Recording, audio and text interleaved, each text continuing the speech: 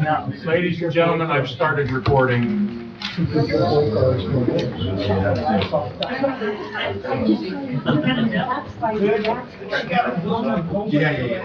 Probably should explain that. Yeah, I was just going through the stuff like that. But no worries. Yeah.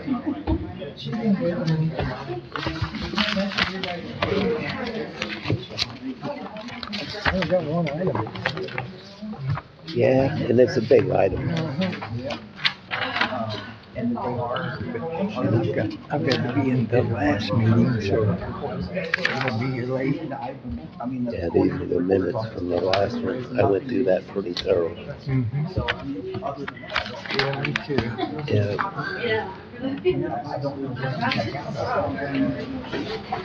At least we got rid of one.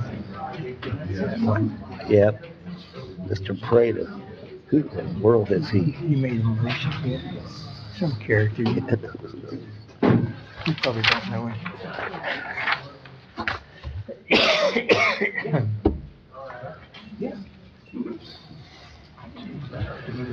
Oh, man.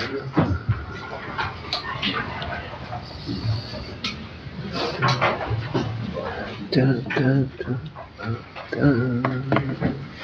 One down, 10 to go. You got what, 6 of them? Yeah. Six next week.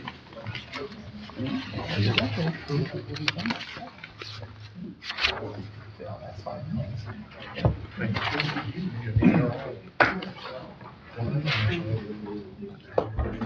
Yep.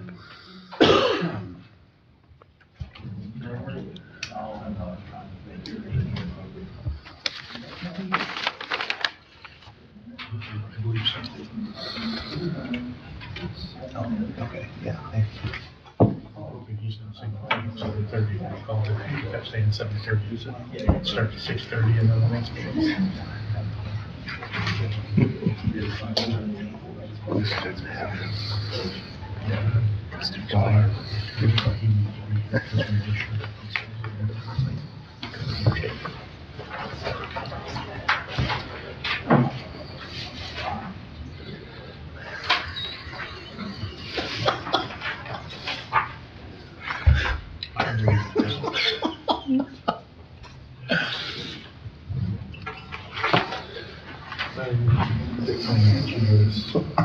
Casey takes 10 minutes and I only he said to explain it because the explanation of opinions.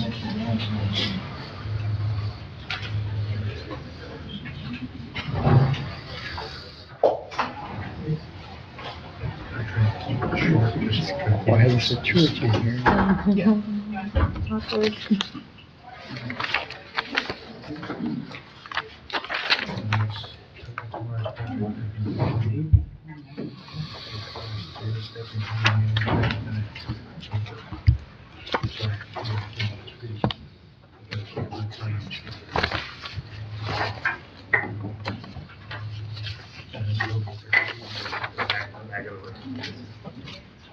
Who asked you to do that? You have to turn in the city council mayor.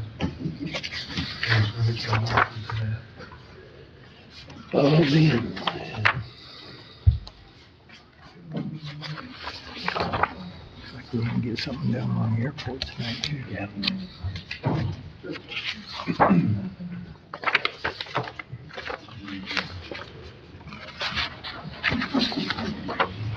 Six 29.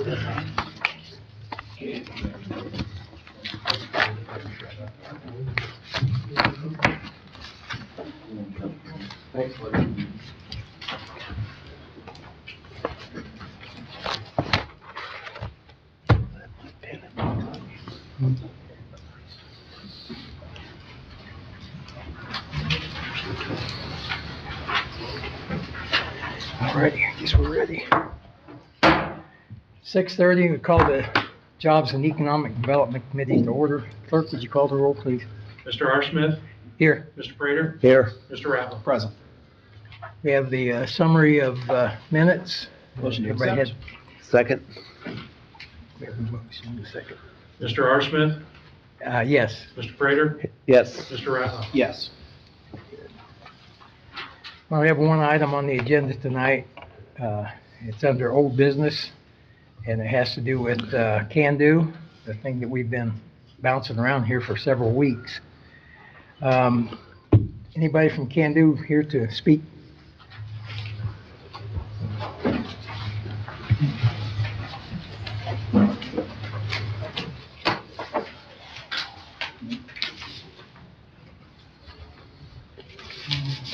Thank you. Thank you. Thank you. Thank you. Thank you, Mr. Chairman. Thank you, Chairman Smith and committee members for considering our funding request supporting Marion's economic development. Your funding is an important part of our budget and importantly, a critical partnership. Over the last couple of meetings, we have presented our annual budget, proposed industrial park marketing, planning for the Buckeye One Industrial Park at State Routes 98 and 309, and updates on our Jobs Ohio sites. We hope that these keep you in the know, and we appreciate having city representation on our board. Mayor Collins, Chairman Smith, Sims Brothers Recycling, Board Chair Gary Sims, and Regional Planning Director Evelyn Omnis serve along about 16 other community leaders. Marion has had many successes. Each of the projects below required a winning and prepared team. Each has a story and required substantial negotiations. All involved millions of dollars of corporate investment. Decisions were not made lightly. Marion competed with other communities for many of these projects. For example, in Boise Cascade's decision to construct a $12 million distribution center on Innovation Drive, a community near Dayton offered free land and a rail spur. We worked closely with Jobs Ohio, One Columbus, the mayor's office, the commissioners, Ohio Means Jobs Marion, the school district, and others to put together a proposal that benefited Marion and Boise Cascade.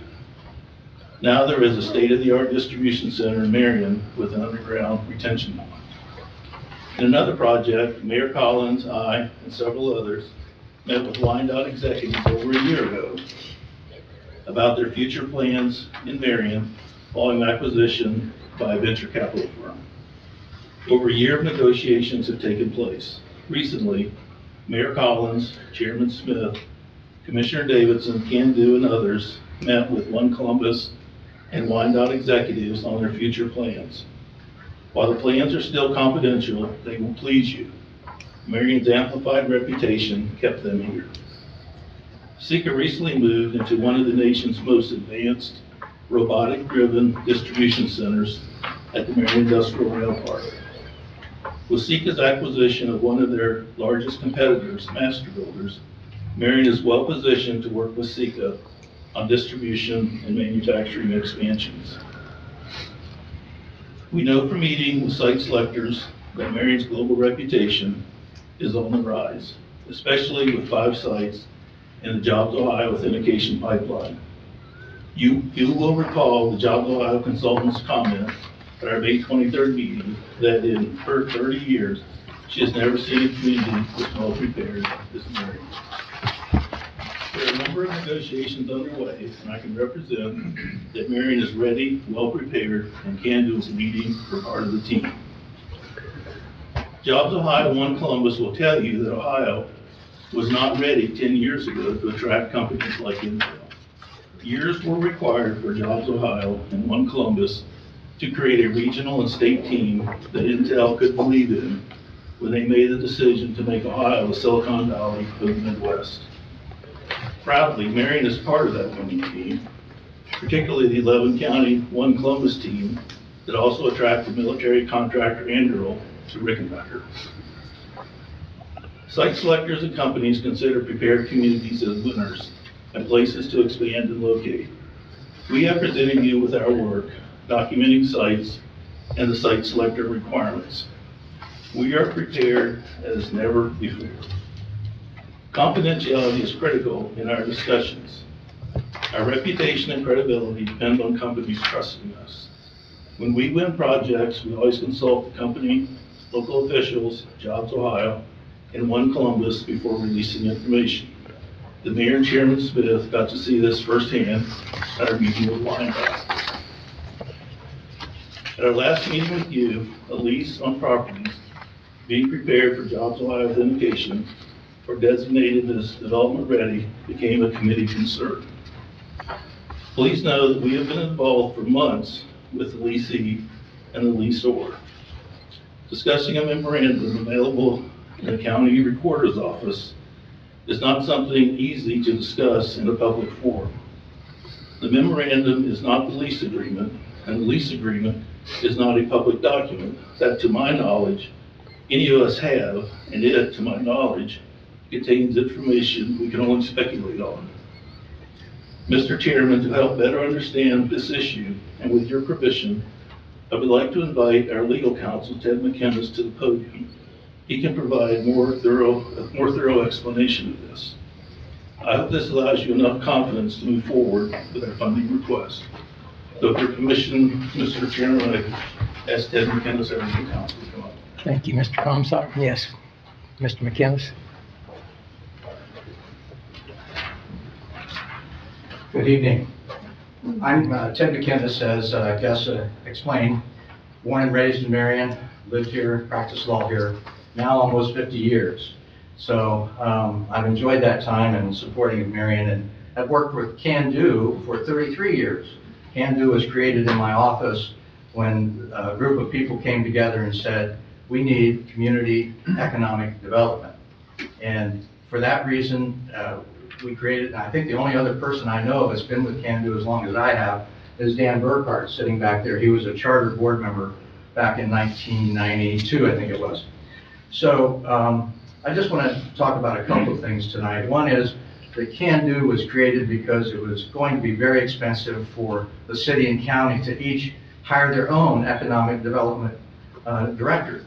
And so Can Do was created to fill that void of creating development and bringing companies here.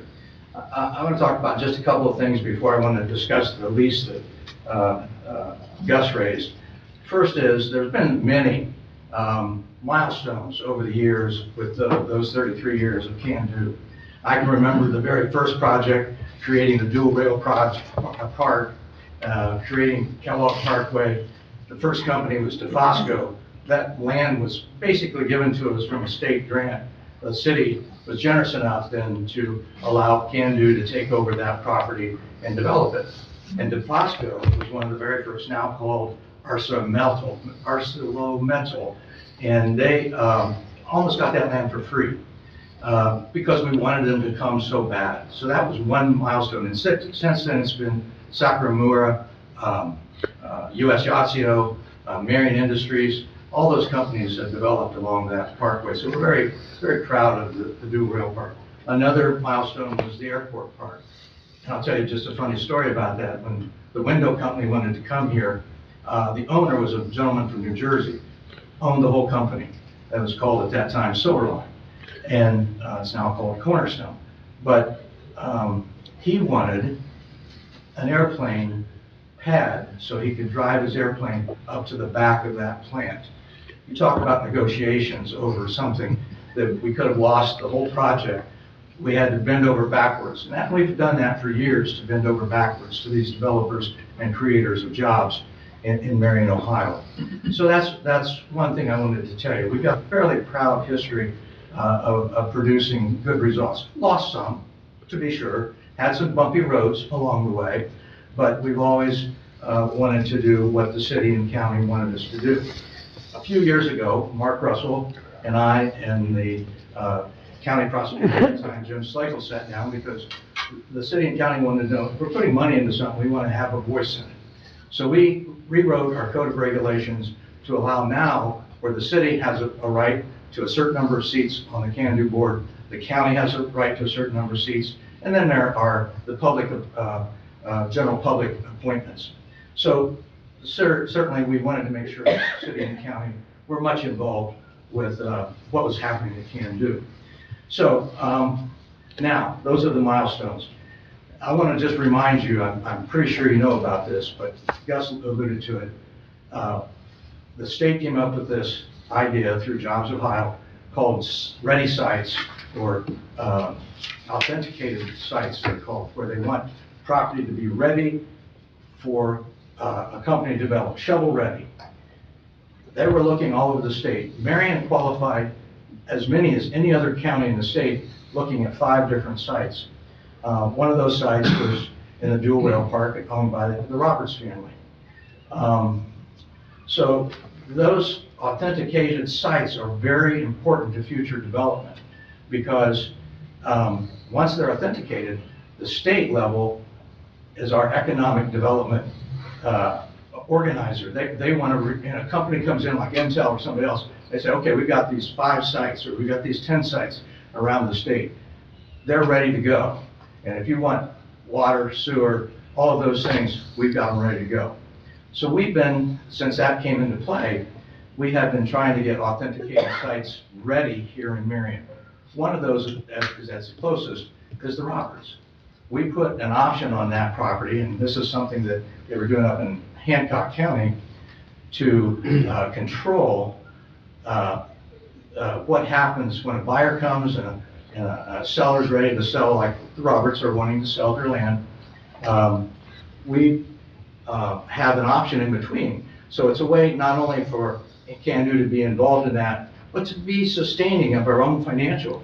We anticipate, it's not a guarantee, that a buyer or a seller may come to Can-Do and say, you got this option. What can we do to encourage you to release that?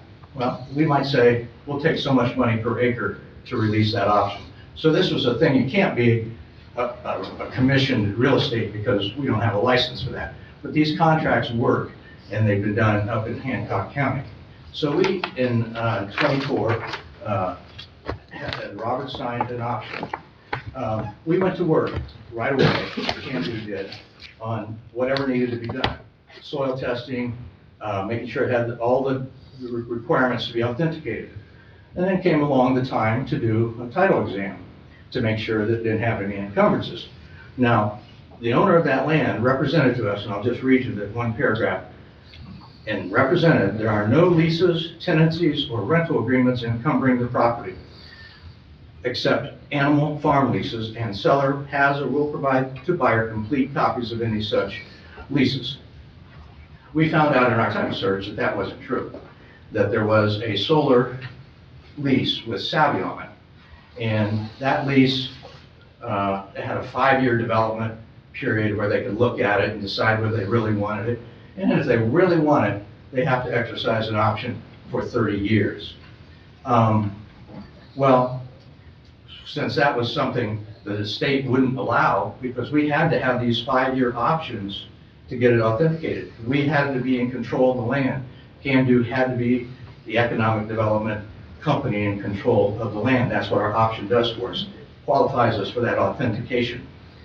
Then, when we found out about the lease, and we've known for quite some time, we went to the family, said, you know, you told us you had no leases, but now we found one. So you need to do something about that. And so we've been in contact with Savion, with the landowner. Everybody to this point has said, we're going to release that solar lease. There's, Roberts want to sell their land, they don't want to lease it. And in conversations, he's told us, I didn't even remember doing that. So we don't have anything in writing, and I'm not going to make any guarantees to you, but my confidence is high that lease is going to go away very soon. And then we can finish our authentication with the state of Ohio, get them marketing that property for us in Marion, Ohio. So with that, the lease is, in my opinion, not going to be a problem. Another thing is they have to exercise that 30 years by March of 26. They're not going to exercise that if they can't get a permit to do solar farming. Getting solar permits are years in the making sometimes. So they're not going to make it by March, and they're not going to pay the big bucks to lease that land for 30 years. A lot of reasons. Don't want to negotiate the whole deal in front of you or tell you all of the confidential conversations we've had, but that lease is not a factor in authenticating that property. So I just thought I'd clear the air. Happy to answer any questions you might have about that if I could do so. Thank you.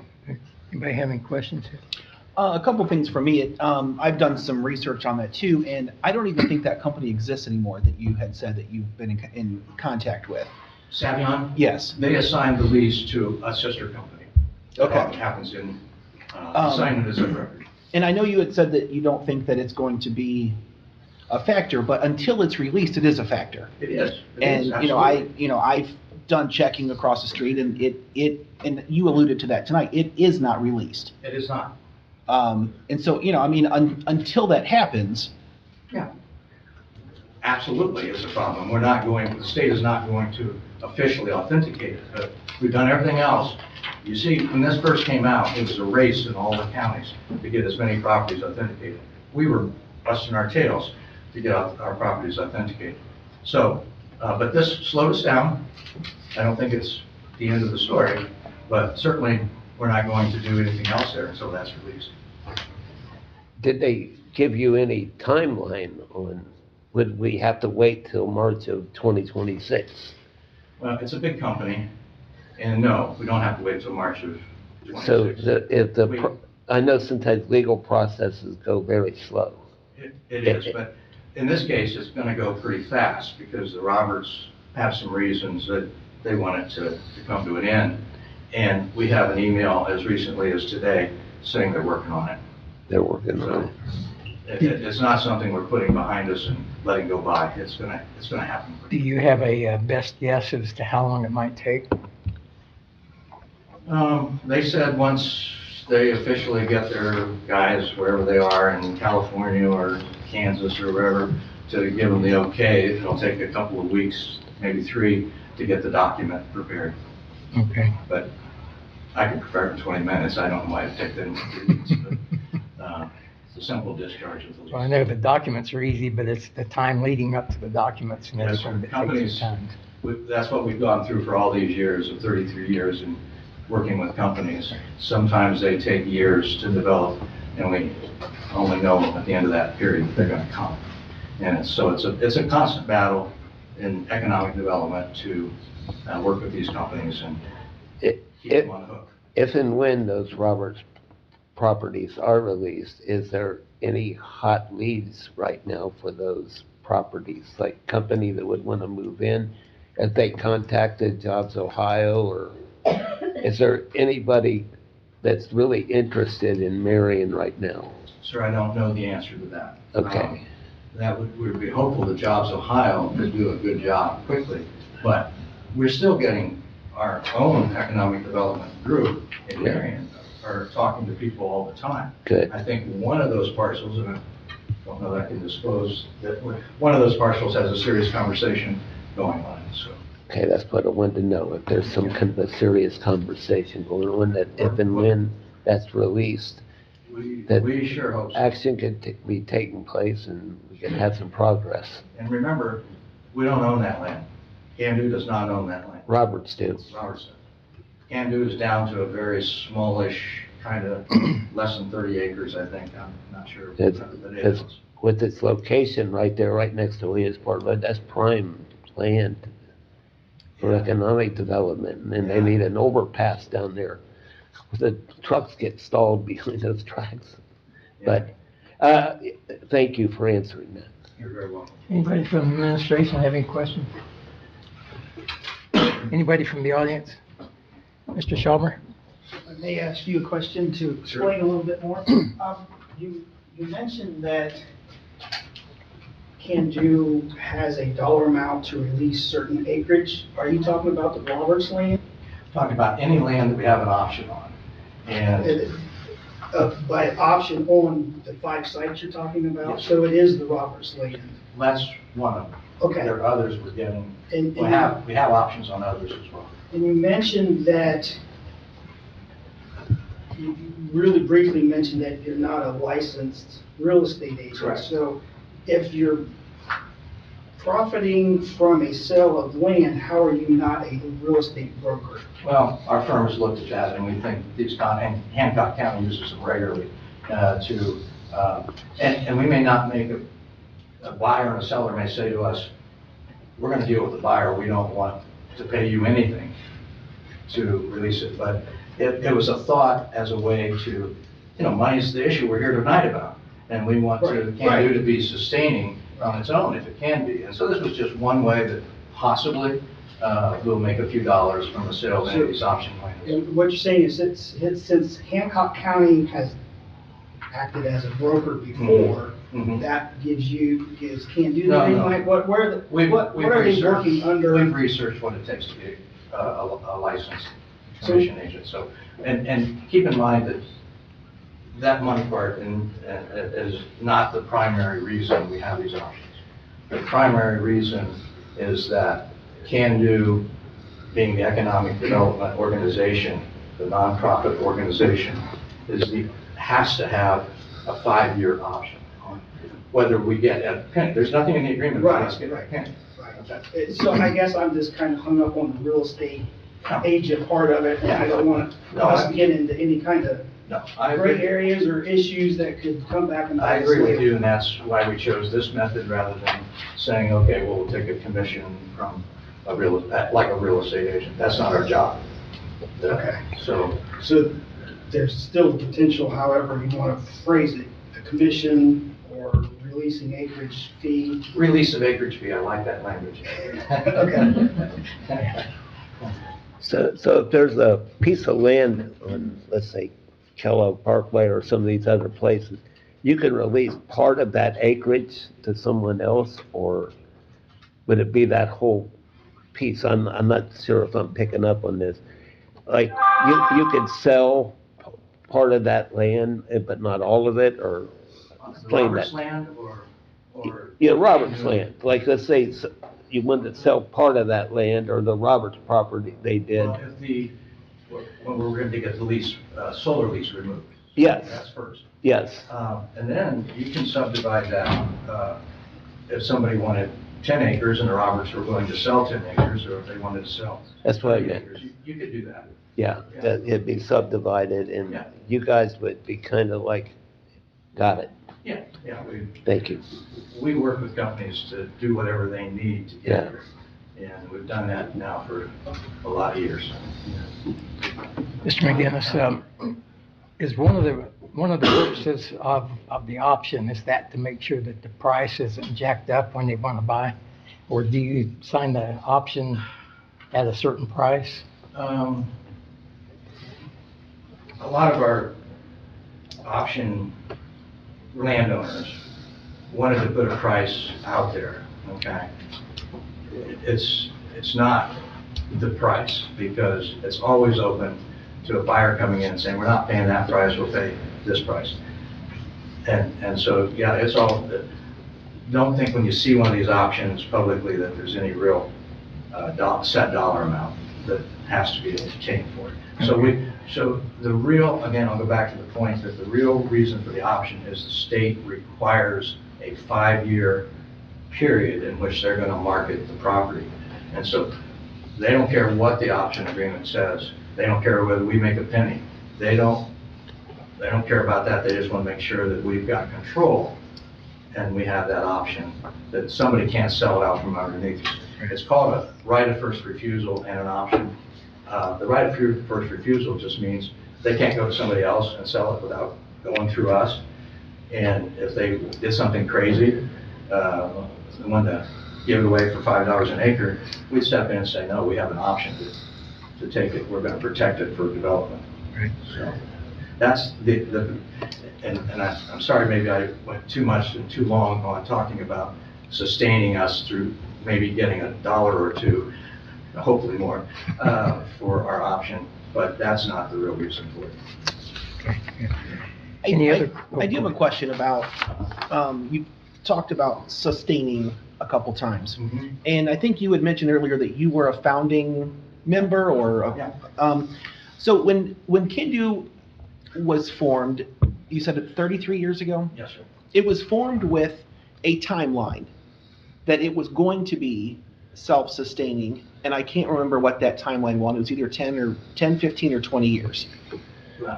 You got a better memory than me on that. And, and so 33 years later, we're no closer to that than we were when we formed it. I don't know about that, that's a true statement.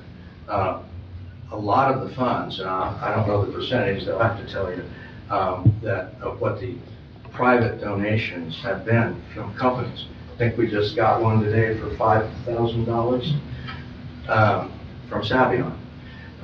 So, you know, they believe in this community. Others have made equivalent or larger donations than that. I'm a donor, so can do. City and county are donors in that regard. They just have more at stake because they're on the board.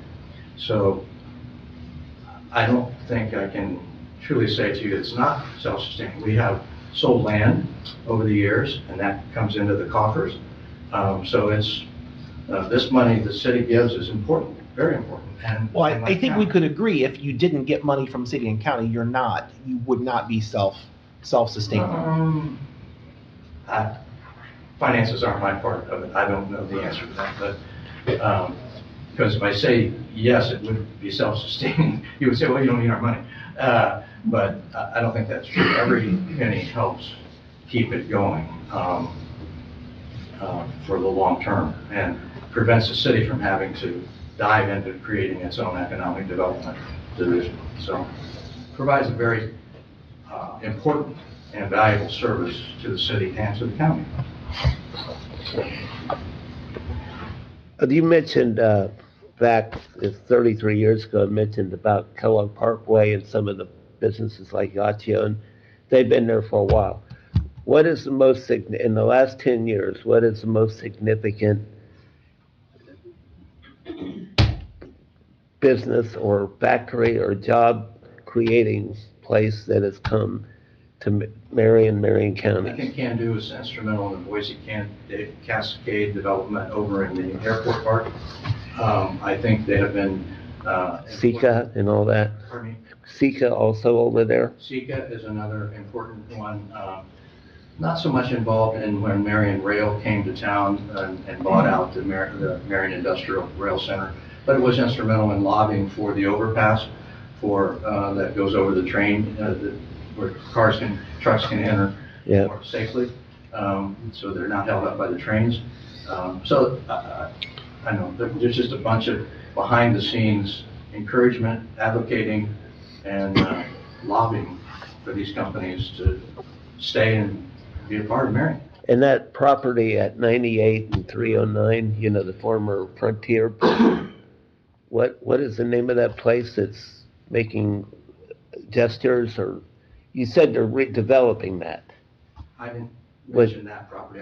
Okay, I don't know too much about it. I know Yes, the Frontier property. that, maybe he did. I think it's under option. Yeah. Yeah. Okay. It's under option. We have an option on that. Okay, all right, Yeah, so that's a real deal. that's a real deal, Yeah, I think okay. we've got a grant in for sewers out in that area right now, through the Ohio Development Fund. I'm not probably saying it right, but something like Yeah, you that. said that. Yeah, Yeah, all right, well, thank you.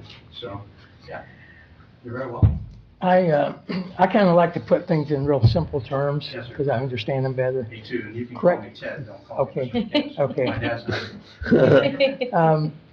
But tell me if I'm wrong, but I kind of look at Can Do like if I wanted to sell my house, okay, what would I do to sell my property? And I would take the money that I need and improve that property to the point that I think somebody on the market might buy it. And that's kind of what I see Can Do also doing, right? But you also have to have the money to develop the property. Yeah, And that's where all the profit- expense comes We're not in. in the profit business. Right. We have long ago decided to use whatever funds that are available to us Right. to do soil testing, to do things that keep companies interested. And sometimes that means a freebie. And sometimes we have to go beyond just, working with city council and others and county, be their lobbyists right here in town. And that all takes time. But you're right, we improve properties to sell it. Yeah, you That's have what's to. happening here. You have to do it, yeah, if you want to sell it. Robert's property. So is it possible that economic, like even national economic factors could have an effect on bringing prospective businesses to some of these properties? Like maybe a recession or things like that that could inhibit economic growth for everybody, not just Marion County, but Columbus? Licking County? Yeah, I think so. Intel is a good example of of a national company affected by international affairs. They wanted to stop making chips, buying chips from China, and make our own. So Intel was an effect of an international issue that affected Ohio. So I think you're on point there, that there's so many things, and confidentiality is one of them. I had a client that was about to build something in one of our townships. The word got out through a realtor that they were thinking about coming. They pulled out the following week because they weren't ready to go public. So it happens all the time. And All right. I think you probably don't even know it because it's happening, but Yeah. it's happening. Thank you. But we're affected by everything that happens statewide, nationally, and otherwise. Anyone else have any questions for Mr. McGinnis? Thank you very much. Thank you. Appreciate Very it. good. Yeah. Okay, so what's And the then you have a feel? hand up out here too. Oh. Mr. Daniels.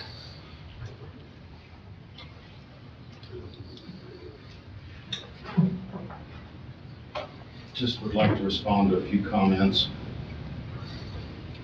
In the last meeting, I suppose down the hall it became somewhat contentious. I told Gus he was full of an explicative. Gus told me I was nothing more than a trash man. I didn't get it. I'm not offended. I'm proud to be a trash man. And I bet the sanitation workers in the city of Marion are proud to be trash men too.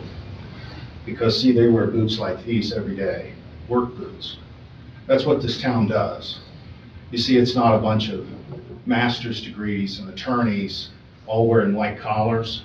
It's a bunch of blue-collar people that actually get something done. And when it's not going right, they can tell. They just get a sense that this doesn't smell right. There's a lot of people in this community that have now gotten that sense.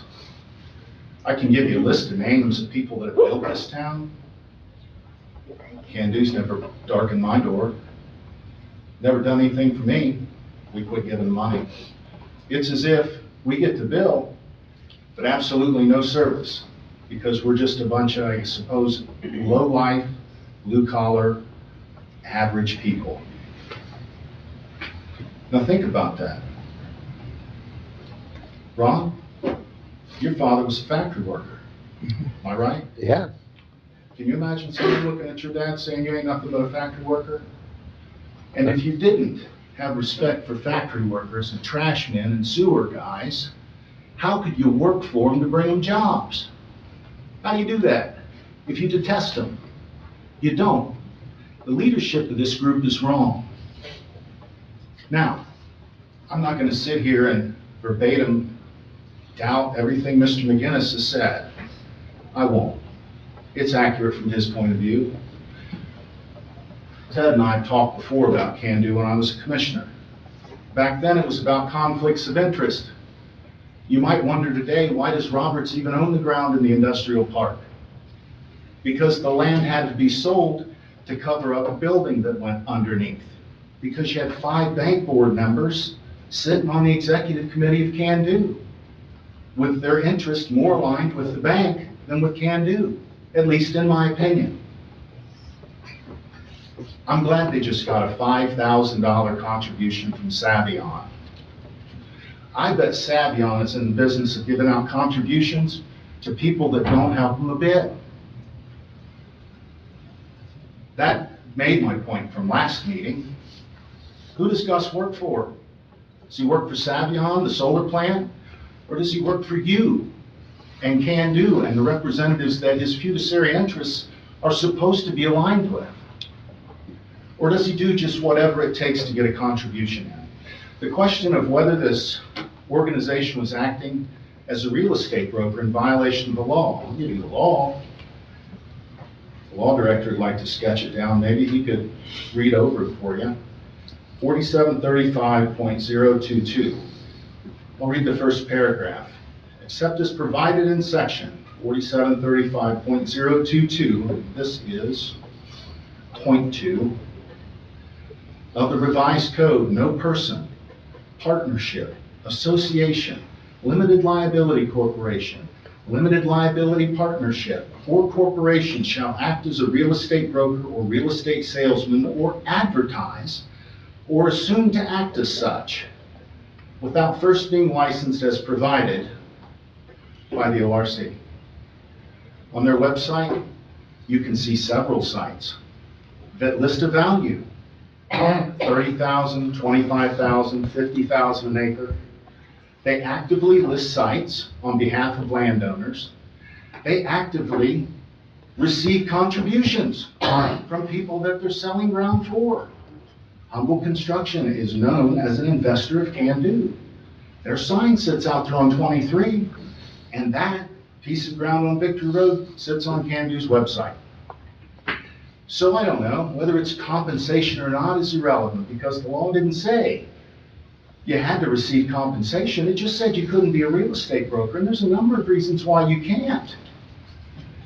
Because all of a sudden, you find yourself selling a piece of ground that nothing more than a trash man could find a lease by just a simple recorder search. Why'd I look? Well, I had the unfortunate experience of having to deal with Can-Do over 2 months over a piece of ground that it owned, and I wanted to know what my neighbors were into. If there were leases signed, if there were easements that were agreed to, what was coming to that area. It's just smart. I was able to figure that out. You could too. They didn't, but they spent your money. I'm going to end with this. You've been told that the solar plant, or the solar company, is going to just back away. They signed the lease in 21, transferred it in 24, transferred the ownership of the ground in 24. There's been a lot of deed work done on that property. I don't think White Moon, which is the little subsidiary, I don't think they're in the business of signing 5-year leases with the option, the exclusive unilateral option to extend it for 30 years and then 2 5-year periods thereafter. When you put in a solar farm, you know the first thing you have to do at the Ohio State Power Siting Board? To submit your application, you have to do wetlands delineation studies. You'll notice in their packet, that's what the money's used for. You have to do a phase 1, and if it determines that a phase 2 is needed, then you're out there, you're boring holes, and you're doing a phase 2. That's in there too. Everything that an industry would need to build a building is also what's needed for a solar farm. So I'm going to tell you my suspicion. I'm not going to say it's true, I'm going to tell you what I think. I think that Can-Do's representatives came to you and told you, we're going to bring jobs from down south, suppliers from Intel. However, along the way, this ground up here is covered by a lease, which tonight they identified they were aware of. And no, it's 2 parts.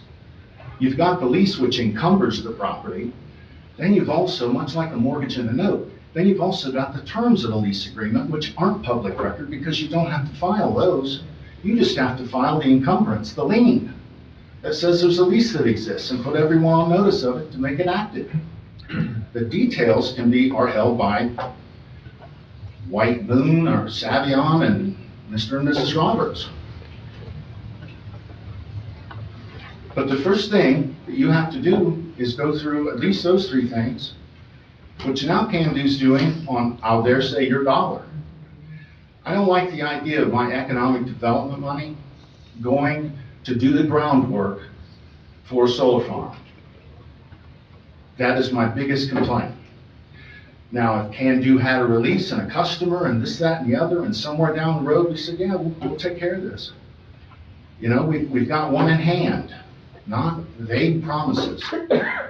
You know, I might have a difference of opinion. But right now, all it looks like is our money is going into an industrial park to do the groundwork, the site preparation work for a solar farm that holds a lease on it. That's what my suspicion tells me.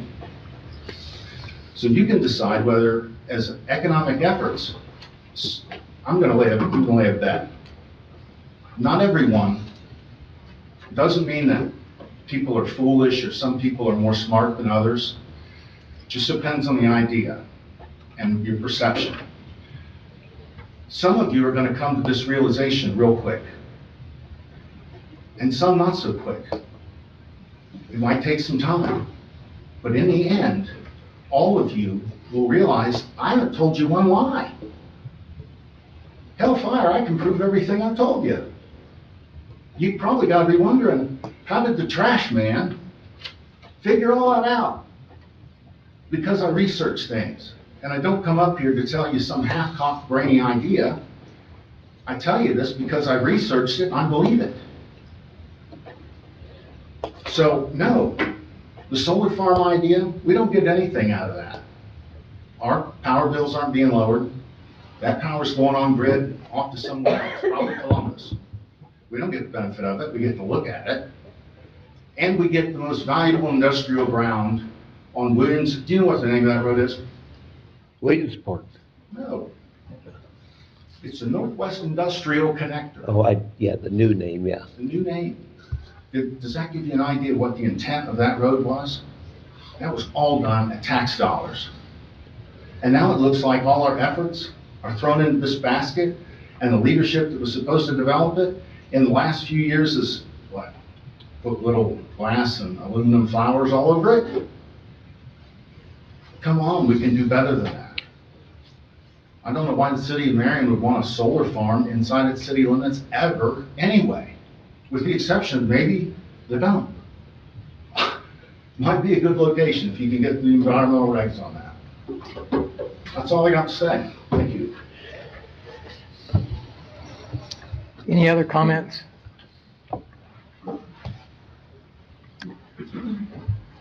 Mr. Burkhart.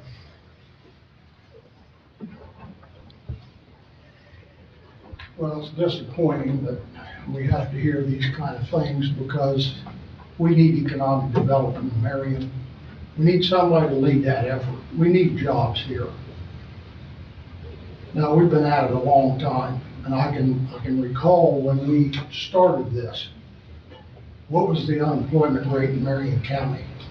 We had lost Marion Power Shelter, Huber, Tecumseh, 17% unemployment. Some people got together and said, we need to change this. We can't live this way. I've been involved a long time. I'm an emeritus board member now, but I'm proud of the work that Can-Do has done. And there's much more to be done. You know, we can talk about what's been accomplished in the last few years. COVID wasn't mentioned. It had an enormous effect on this country. Nothing was developed during that time. And it's tough today to make that bridge. Now, there's development going on in Columbus. We can benefit from that. What you're being asked to do is to fund economic development. We can talk about leases all day long. We can talk about this property and we can talk about that property. The point is, look at the big picture. Look at the big picture. We need economic development. As far as this disgusting talk about blue-collar workers, who are the people working in the plants that Can-Do has created? They're all blue-collar people. Those blue-collar people are the backbone of Marion County, and they work in those plants that Can-Do has created. Now, if you don't believe me, drive out on Kellogg Parkway or go over to the air park and watch when these factories let their workers out between shifts and see who those people are. They're all blue-collar workers. And I'm proud to say I've been one of them. I could be in the future. I'm 75 years old, but if I needed to be, I'd try it. So I ask you to please consider funding Can-Do for the big picture of economic development for our community. Thank you. Thank you, Mr. Burkhart. Okay. I think myself, one of the questions with Can-Do is not that we don't need economic development, but from what I've heard complaints about leadership. And like I said, a lot of times you can look at I remember after Ohio State lost the game to Michigan, everybody wanted to fire the coach, the offensive coordinator, and sack the quarterback and get a new one. And 4 games later, they were national champions. So that's just one analogy that popped into my mind about things related to this football season.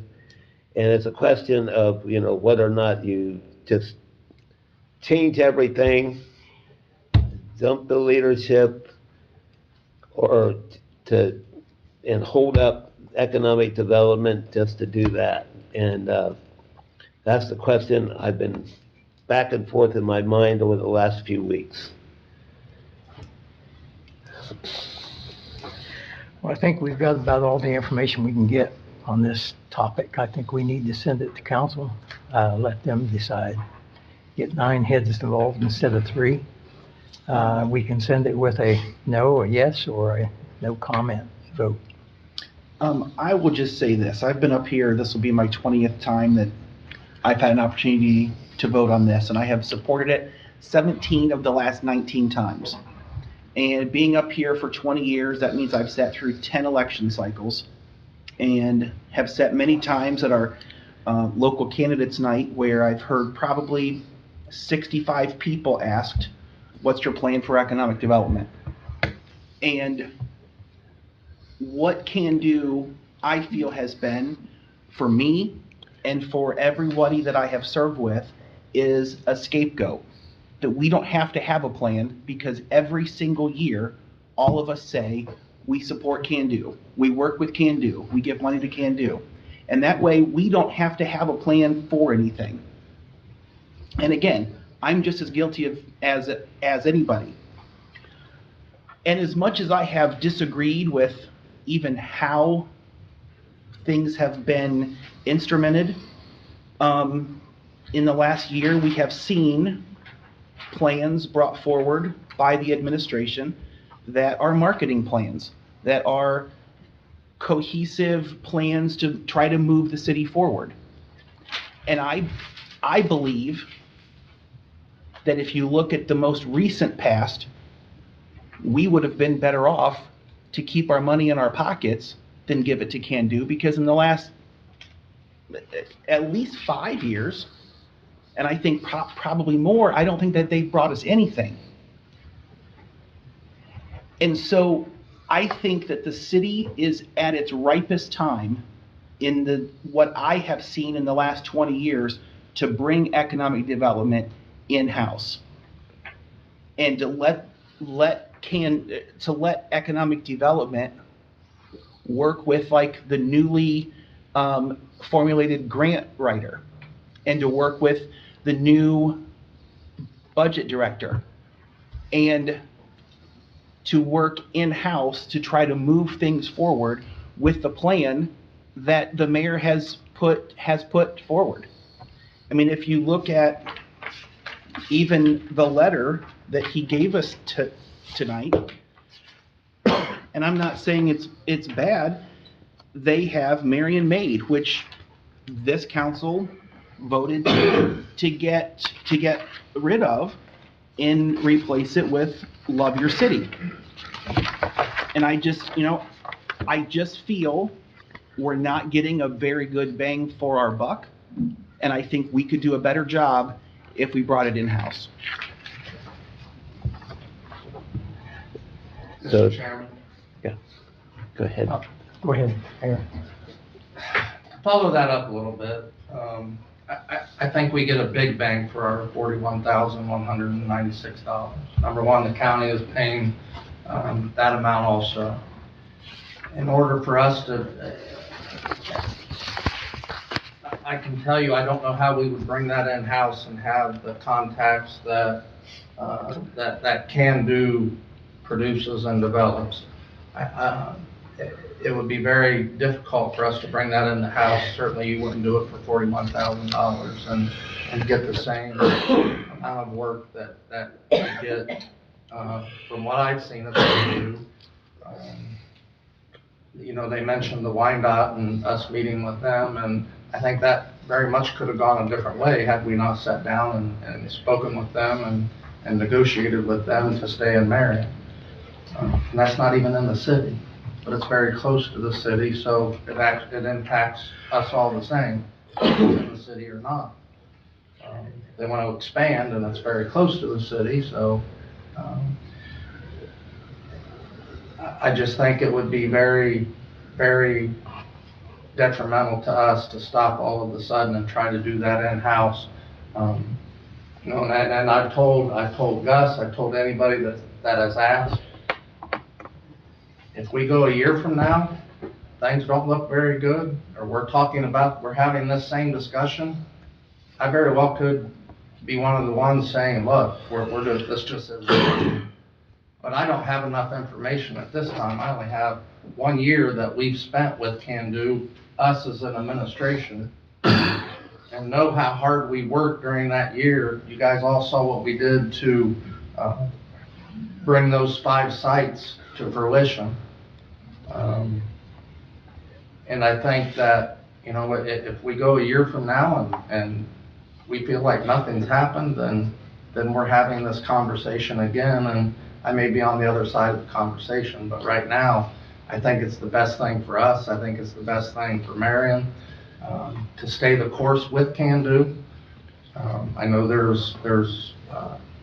everybody has opinions about the leader of Can Do, and I think that Ron made a good simile with the football game, and, you know, people calling for heads when things don't happen right. And, you know, certainly as being the chief of police before, when things don't happen right, you're the first one they want to change, and you have to look at the overall picture. So I hope that we do that. I hope that we can send this on to council for full consideration, and we'll let council decide. Thank you. Thank you. Yes.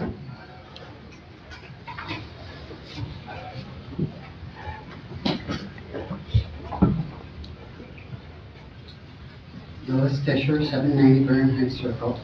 Evening. And I just want to say that I do have history. I was a founding member of the Can Do board. I was the second chair of the Can Do. I was the only female amongst all the men. I have a picture of that. I should have brought it tonight, but I didn't. But I want you to say the reason Can Do was formed was because the economic development was not taking place because of the things that were going on, the leadership in the city. And that's why the citizens came together and said, we've got to do something. And so we formed Can Do. We went to Hazleton, Pennsylvania, and that's what we mimicked this after. We did day and night research for years, actually, on this. And I listened to all this, and Ron, I talked to you a year ago about this, and you said give it a year. Now you're saying give it another year. Well, not necessarily, but I'm sorry, I misunderstood. not necessarily. I've been weighing back and forth. Back and forth. Well, so my point is this.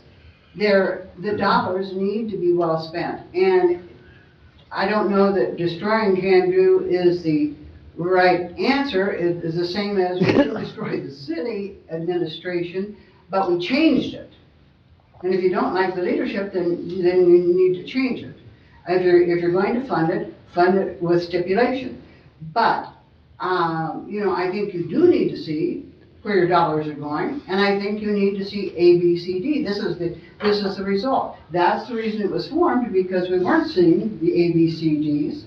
And as far as the 5 sites, I would give Mike Bodine, I don't know if I'm allowed to do this, but I would give you accolades for coming up with all the information that you did on those 5 sites. I think you are the reason those 5 sites are, you had the intellect to do that. And so I'm very appreciative of that. But I would also like to say that whatever the outcome is, I think it's very important to understand that the Ted Grahams and the other people of the citizens of Marion do expect. They expect respect for all the work that they've done, and that has been a shortfall. And Can Do is liable for that. And so, but I think that on the other hand, as the mayor said, you know, if you're going to fund it with stipulations. You funded Downtown Marion, and I want to report that Downtown Marion Inc. today, and there's a celebration going on as we speak, that I ran here to see this, and I'm going back to that one. We are, for the first time ever, a Main Street community that we have been recognized. You're getting something for your money on that one, because the state of Ohio and the National Main Street organization has recognized Marion, Ohio as we are a legal Main Street community as of today. And that is economic development, because people understand when they're coming into your community that designation. And it's a very important designation for economic development and for people bringing in jobs, for people coming into town, because they know that it meets all the criteria. And so I'm not saying yes, I'm not saying no, but I'm saying that whatever stipulations you put on it, if you're going to do it, it's your money. You need to direct how you're going to spend it. I just know one thing, I would be very upset if those properties ended up being a crappy solar farm. I do not want Well, I any. think you should be very upset. Yeah, it would be very, What's that it would gonna be, do for you? but I trust, I don't see where even but they said, the lawyer that have explained everything, that there's, that the possibility it's gonna be open, they're trying to work to get it open to be accessible. And I understand people like you I remember downtown years ago with you doing stuff, Ted McKinnis out there at the depot. I don't think the can-do itself looks down upon people like factory workers or nothing.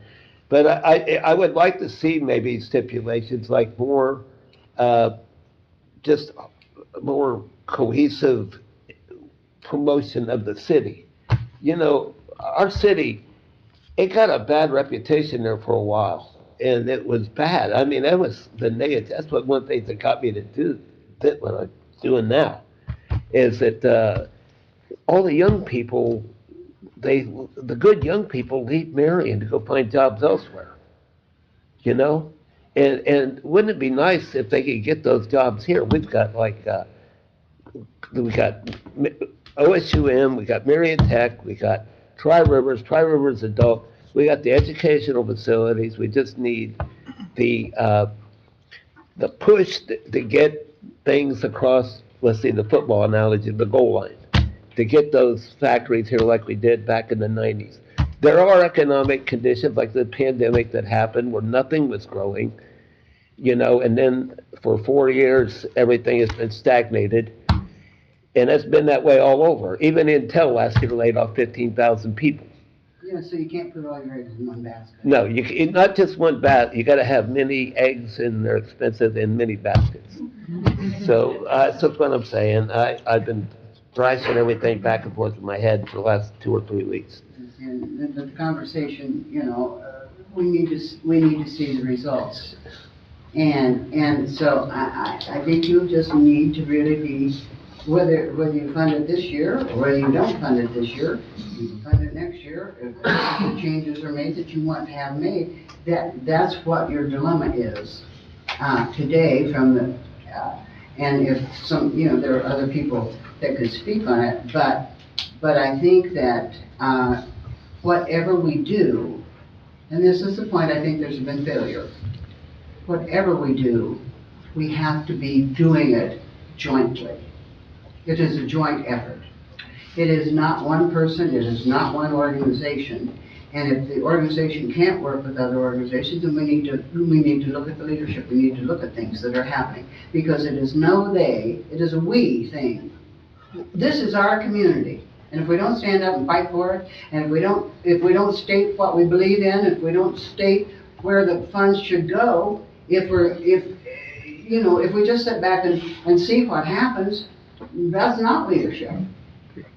And that's where I agree that a divided community falls. Yes. We have, and I agree that if we can't do to succeed, maybe we should, it's got to be a shared effort to drive forward. and get across the goal line with the football thing. You know what I mean? And to have, bring economic development here's, If you need to send a message out, send it out this year. I mean, you can pick back up next year. The point is, like you say, but you need to see the results. And the brochures and the things that came out, I'm going to give Mr. Bodine another accolade on that because he did a very fine job. So, I thank you very much and hooray for downtown Marion. Can I put you on the spot and ask you a question? Okay. So you've been involved with Can Do and you've been involved with the downtown for a long time. Well, yes, apparently my hair is white from it, yes. And you've seen a lot of businesses come to the downtown in the last, Yes, I have, we'll say 15 years. yes. What role has Can Do played in bringing any of those businesses? None, Okay. because they deal with, specifically, he said none. If that's all you want me to say, it is none because the downtown organization is its own economic development tool. separate. Yes, doesn't work all together. Thank you very much. Can I go home now? Thank you. Yes, yeah. I thought you were going to a party. Yeah, another party. You guys have anything else to say? Personally, I think we should contemplate this when the lease has been,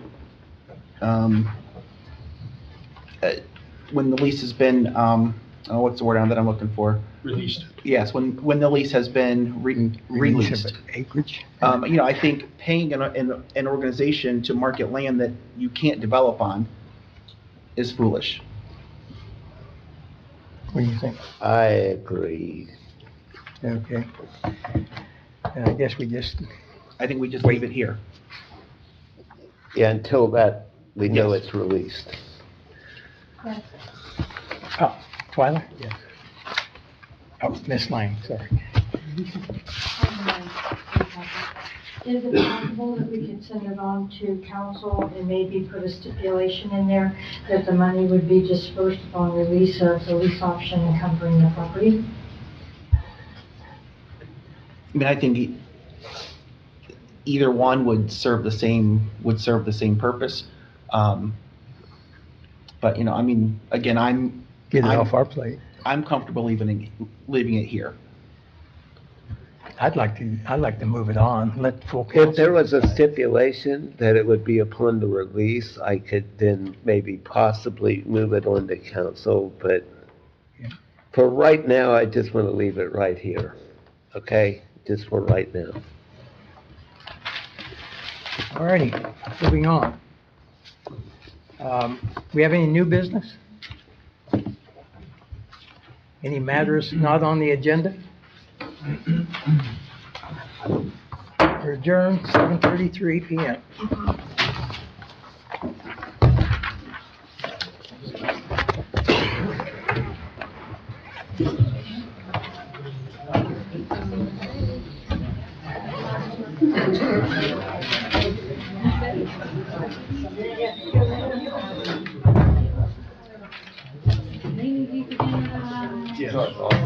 I'm giving that to you. I don't need it. It's worthless. We need something different. Yeah, I turned mine back into the pointless. You can't do anything. That's all you can do on it. That doesn't necessarily mean that it's working correctly. I can just reading it. I didn't mess with my stuff. No. Other than take this pin off. What did I screw up on that? I mean, what did you Flip through that. I only have 5 pages of finance.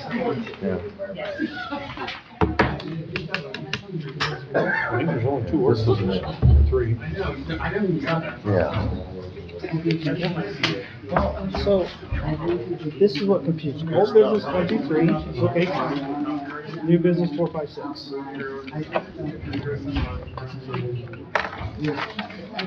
Trademark.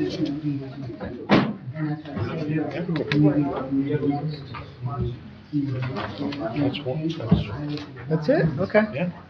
Okay. And the ordinances came in late, wasn't expecting anything. They came in right before the deadline, and Boyle and Mary said. Maybe I'm hung up on the number. Maybe because the new business, in my mind, it should be one. And I've done that in the past, and then people keep getting confused. It's almost as bad as the ordinances and resolutions. As long as I got it all. No, you got it all. Okay. That's all I've been, if it's not, I'm trying to stay from the beginning. This one, I promise, this one Give is me not the moving. flipping I so noticed you can that. If it does, Yes. it's not on me. I appreciate it. Are we gonna get out of here tonight? Not on me.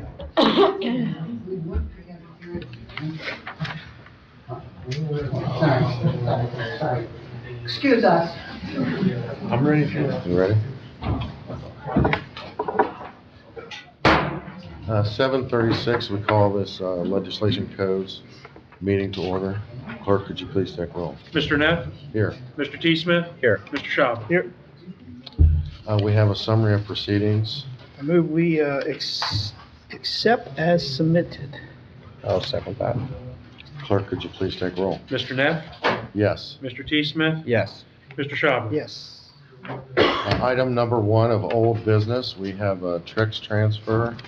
I believe we have a representative from Megan Lee here this evening. Good evening, gentlemen. My name is Mahir Basirovic, counsel for Megan. So, having been in front of this council before, I could lay out any of the correct numbers, the calculations for you guys, but I figured if you guys had any questions for me, we could start off that way. I'd love to answer them. Okay, I think we got a lot of information in the last committee meeting. I don't have any questions right now. Are there any other questions from the committee right now? If you don't mind, I have one. Yeah. What initially made you go for the Trex transfer rather than just applying for a regular liquor permit here in the city? We actually did apply, so there's no C permits available as of this moment, so we actually applied for D permits first. And the plan was to actually do on-premises consumption, more like a bar style. But we learned that that area, that address is dry for D permits. So it being dry for D permits, that leaves us only with carry out. And with the quota being full, our only option is to Trex it into the city. Is that all you have?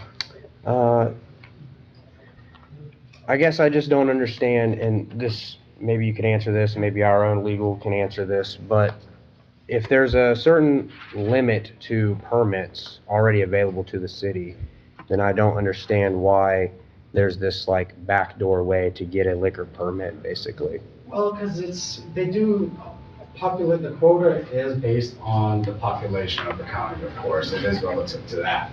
But it's not a definite number or anything like that, right? Population can grow. I believe the last full update was 2021. So we're approaching 4 years now. I don't believe that the population of Marion grew that much in that time. I did do that research, of course. But when you are presented with a capacity of, I believe, 8 or 9 locations in the city of Marion for C1, C2, if I'm not mistaken on that, that number could be higher. Do you have any information? There is a 36 C1 and C2 available. Available in general, all are taken, okay. With that number being 36, I mean, it being 37 doesn't necessarily make it a big difference with one. Obviously not if you get into a pattern of approving multiple Trexes. For you approving this Trex does not mean you have to approve the next one if you don't believe that the city is ready for it, or 2 above the limit if you kind of know what I'm going with. So the entire purpose of it is, I suppose, the Department of Commerce even having a Trex system is because they're not saying they're 100% confident that their number is the exact be-all number. So would you say for every Trex that gets approved, we basically lower the value of our liquor license that we give out here?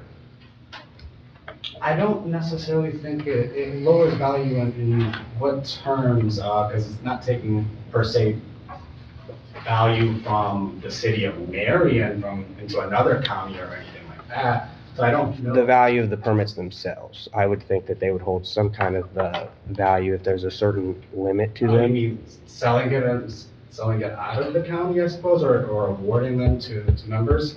I don't know if there's a price tag per se, or if it's gonna limit the value of it or decrease it. I don't have a number to answer that, really. Well, that would just be my opinion. If there's already a set number of permits available for all the Trex ones that we approve, it would make the value of these ones less.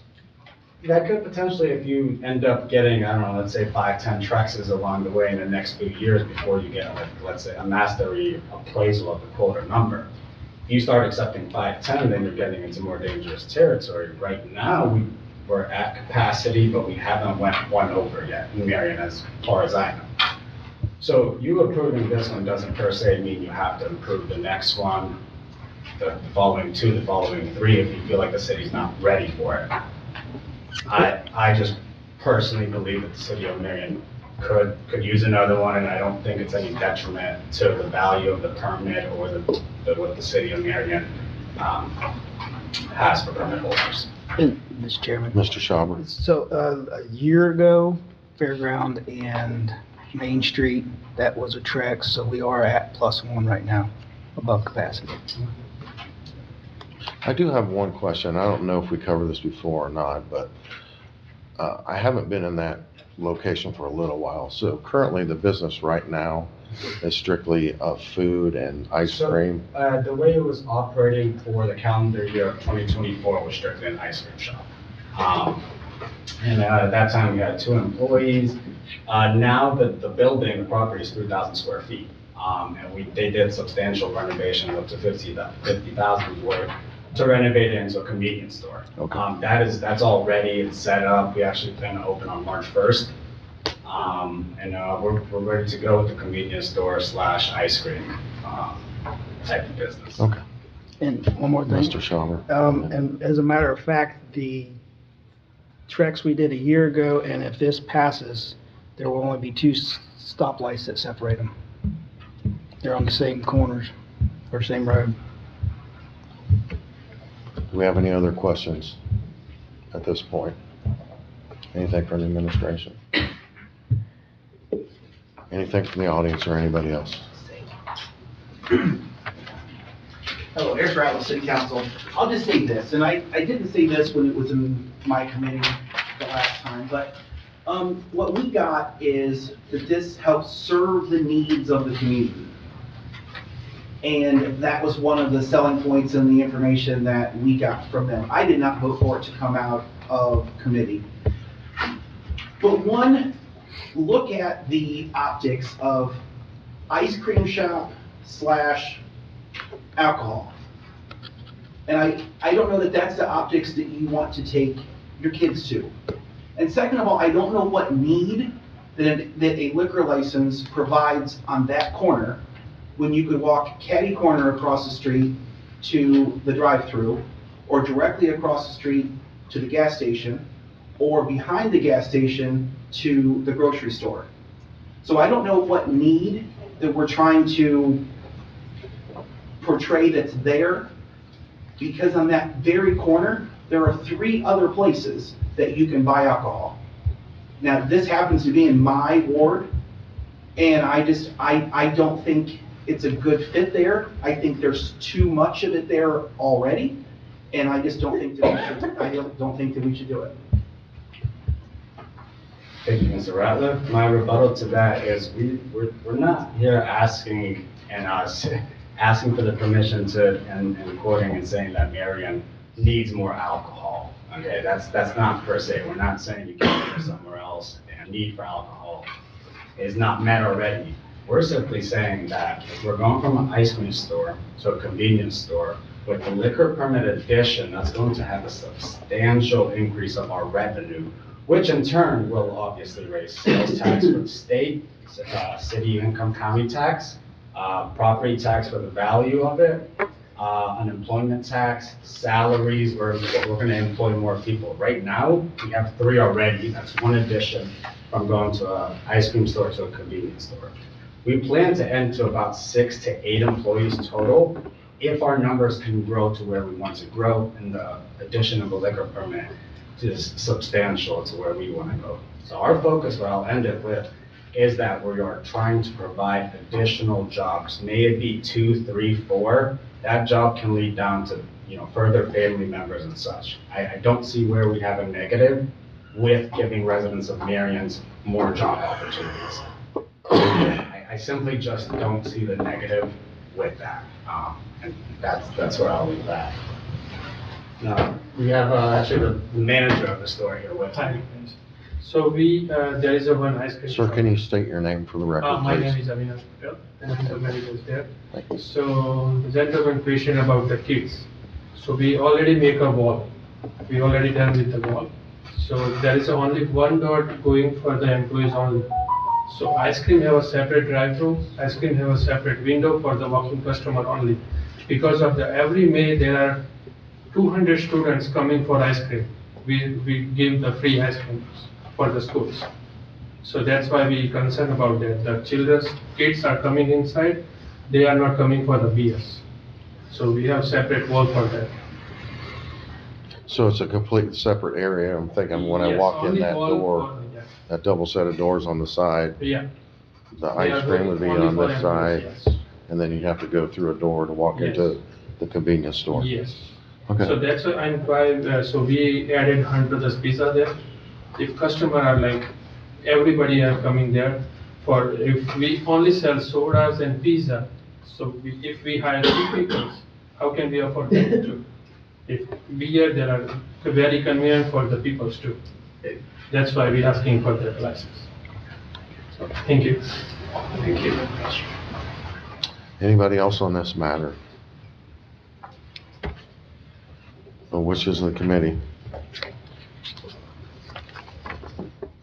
I'll make a motion to send this on to council, even though I don't agree with the Trex, with a recommendation not to approve it.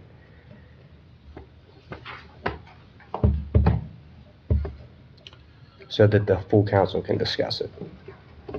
I will second that motion. Clerk, could you please take roll? Mr. Neff? Yes. Mr. T. Smith? Yes. Mr. Schauber? No. Thank you very much. Thank you. Have a great evening.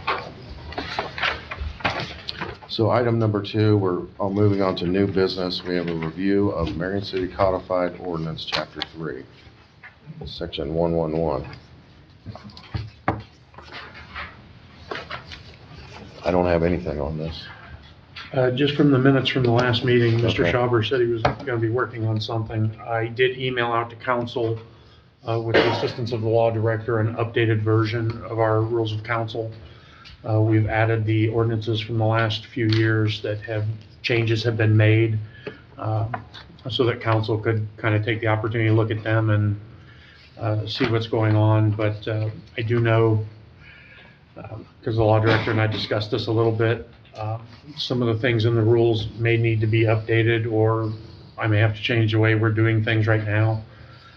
For instance, our agenda is specified in the rules of council, and that's not the agenda I was given when I started on council. It's not the agenda that I'm using.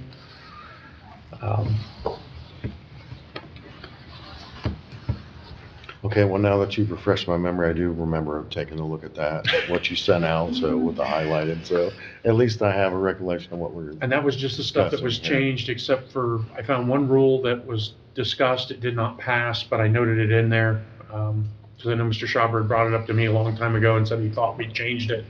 We hadn't, but. So the I wanted to make changes sure you it was put in listed. there are only from what date to what date to current, from what date to current? About 2015 to current. Mr. Schauber? Yeah, at the last meeting, I did say I was going to draft a ordinance for a potential rule change. And I brought my iPad to turn it in because it's a piece of crap. I will agree with you on that. So I did not do anything towards that, and I appreciate, I think it was Mr. Bodine that gave us a laptop that's sitting in the office. But my wife decided that since I've been married to her for 29 years, that we needed a vacation. So there was no way I could get up here and do anything. So maybe next committee. Tell me what you want, I'll work on it and get your approval. Well, The rule I have, everyone's been copied on it, and I did that a few months ago. Okay. And I believe Mark Russell went through it. I think you even. Rule 15? I don't remember what rule number it was. It could have been. About committee consideration and what we were talking about last time? No, it was a That was suspension of 44. rules. Rule 44. Rule 44, yeah, suspension of rules. I have all the emails. The only thing I need to add is heading, the enacting clause and whatnot. But I really wish that since we have pieces of crap technology, that maybe finance considers buying or allowing a certain amount of money for us to get laptops for those council members that choose to have them.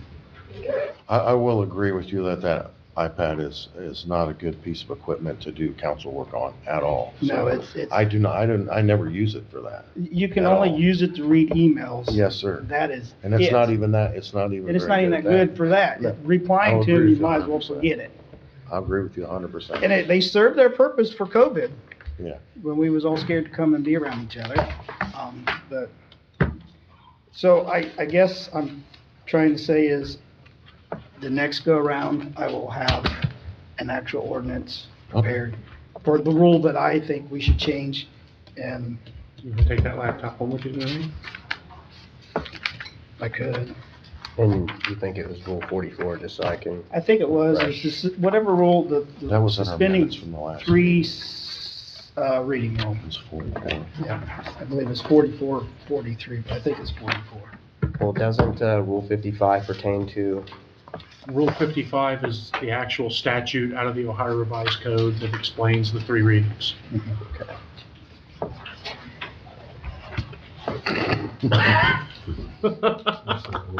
Oh, I got the rules memorized, just not the numbers.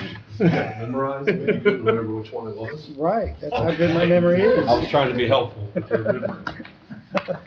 He's fine with letters, not numbers. Anything Even else that. on this item? No, Any matters not on the agenda this evening? If not, we're- so, yes. So Real- close. Real quick. So we briefly discussed solar farms last go-around, and today we got more information. It sounds like we're developing and doing studies. I think the consensus is we do not want a solar farm in the city, especially there by Quarry Park. So the big question is, what are we doing? are we able to, like, draft a resolution out of this committee stating our Evelyn might have an answer. That might be for another committee, actually, for zoning. Now that I think Maybe. about it. Evelyn might be able to give you an answer. I mean, you have something. It's probably better suited for zoning. zoning. And I think we're meeting tonight, so. Yeah. Any other matters not on the agenda? If not, we're adjourned. 7:53. It was a little bit short, quite a bit.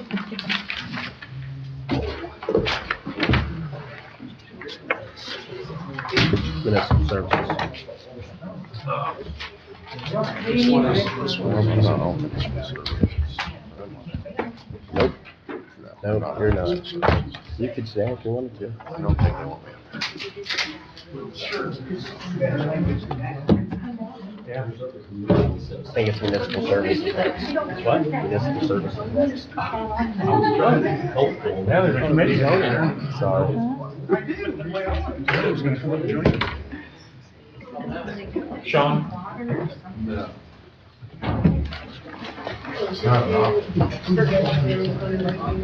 Trying to figure out what rule that is. It's not time for you yet. You put everybody else on the committee. This doesn't meet very often. See? I know, I haven't been updated. Go on, Mr. Muller.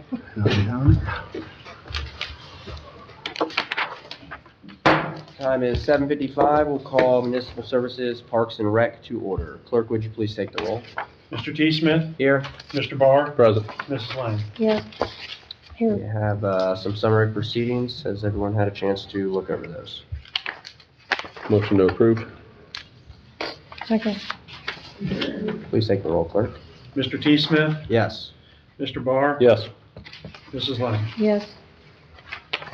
Okay, we have one item of new business.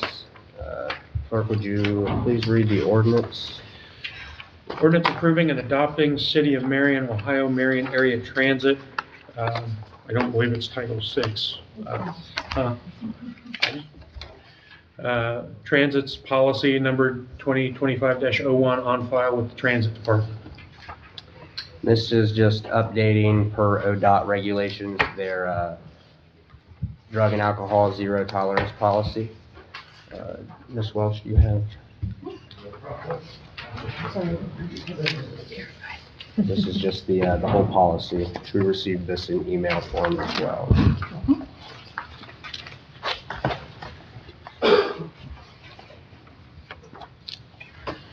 So yes, we did our Title VI a couple of months ago. This is our drug and alcohol policy. And we had a review December 9th, I believe it was, with the city and ODOT for our drug and alcohol policy. With that review, they discovered that our policy is outdated. It just needed updated with their template. So all I did was put our name and all of that in there. When we adopt it, obviously we'll fill in the month, date, and year, and then get new signatures, and I will submit it to them. We're kind of on a time crunch. They want it by the middle of March. Obviously, I can let them know that it's going to be longer if needed, but I have not done any language changing. This is all directly from them. Okay. Any questions from the committee? So we're just adopting the ODOT's drug and alcohol policy. And then the title change needs to happen, not Title VI, but to the drug and alcohol policy.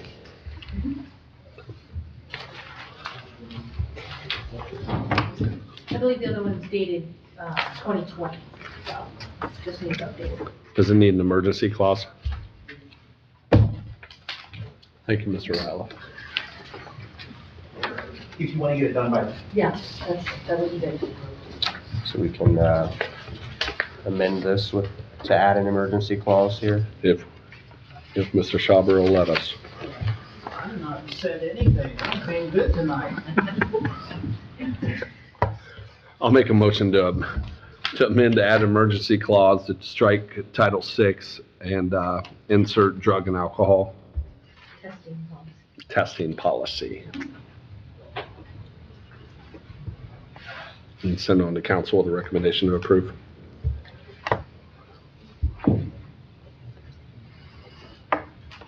I'll second that. Please take the roll, clerk. And that's with an emergency clause? Yes.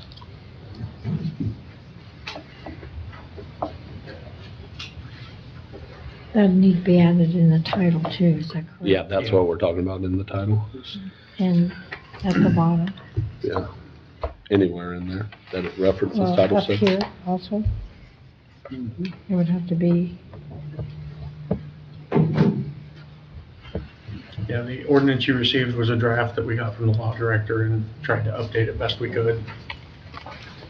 It looks correct on the attachment, Yeah. on the agenda. That Yeah. part's correct, but here it's On the agenda, just misstated it. it's on the agenda that's wrong.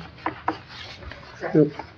Okay, But this is, because I'm trying to find, where's the Title VI? no, you're right. I was looking at the agenda. Okay, thank you. All right, So just amended that with the emergency clause. okay. I got it straight now. Mr. T. Smith, Yes. Mr. Barr, Yes. Mrs. Lang. Yes, Matters not on the agenda? Anything to bring before us? We're adjourned. 7:59.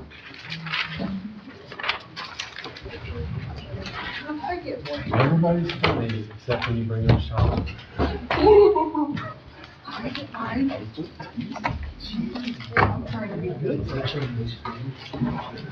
my keys. Toilet stolen. You left them with me. Did? Prater, Are you on Rollins, this Shaw. already, Tony? Yeah. You wanna be on it? No. Was that Sure. quick enough? You wanna think about it? I'll just sneak through this way. Yeah.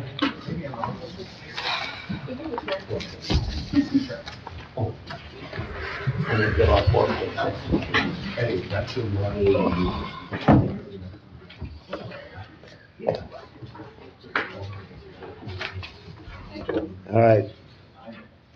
By the way, this meeting of the Zoning and Annexation Committee is beginning at 8:01.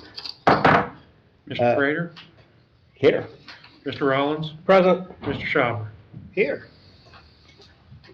We have our summary of proceedings, as everyone on the committee went through them very well. Motion to accept. Second. Thank you. Mr. Prater, Yes. Mr. Rollins, Yes. Mr. Schauber. Yes. All right, next on the agenda is old business. And it's we'll go ahead and read it there, clerk. Ordinance amending zoning code 1123.01, definitions to update definitions of family and tourist home. Planning Commission. All right, this here it's about changing some definitions and amending them for family and tourist home. And Evelyn, do you have anything to update us with this? I was just looking up solar stuff and see. Okay, with regard to city planning, the committee had asked us to revisit the definitions of family and tourist homes. We did go back to the planning commission. Their recommendation at this point is, as you see it with the strikeouts, take out since we have not defined housekeeping unit, take that out completely, the reference within that definition. And then the same as the tourist home, indicating that the resident family doesn't have to be in the same structure. You're not like really renting out your bedroom and you're still, the household is still there. You can have a separate home that you don't reside in, that you are renting out as a short-term rental of some sort. So the definitions would be now, and they just changed a little bit from what we had previously recommended. A person living alone or two or more persons, regardless of relationship by blood, marriage, adoption, or guardianship, living together in a dwelling unit. A group occupying a nursing home, rest home, convalescent home, halfway house, recovery house is defined in the Ohio Revised Code. Boarding house, lodging house, rooming house, hotel, motel, fraternity, or sorority house is not considered a family within the zoning code. So that's our revised version of family without reference to any housekeeping unit. And the tourist home would be, that already is in the code right now, and so it would be expanded to say a building or part thereof, other than a hotel, motel, boarding house, lodging house, or rooming house, where lodging is provided for transients by the property owner in a residential unit for compensation of periods less than 30 days. Owner occupancy is not required, also referred to as short-term rental, bed and breakfast, or vacation. Thank you, Evelyn. Anybody here on the committee have anything to say about this? No, my biggest concern was the removal of housekeeping unit, because that has been used in the past to justify some things that I don't think we approved of as a council. So with that, I'm good moving this on to council with a recommendation to approve. Second. Third? Okay, we're gonna move this on to council. Mr. Prater, Yes. Mr. Rollins, Yes. Mr. Schauber. Yes. All right, any new business? Mr. Prater, just for reference. Yes, please. The second ordinance that you sent back, the planning commission is still working on. Yes. because you sent two back from the last meeting. Yes, we did. I And didn't there's want- still work, that's why I only got one of them. here. Right. We didn't Thank want you to think we'd forgotten it. I was kind of wondering about them, thank you, but I figured there was a reason for it. Any matters not on the agenda? Yes. Solar farms. We really do need to have something that we're doing. We just can't not do anything.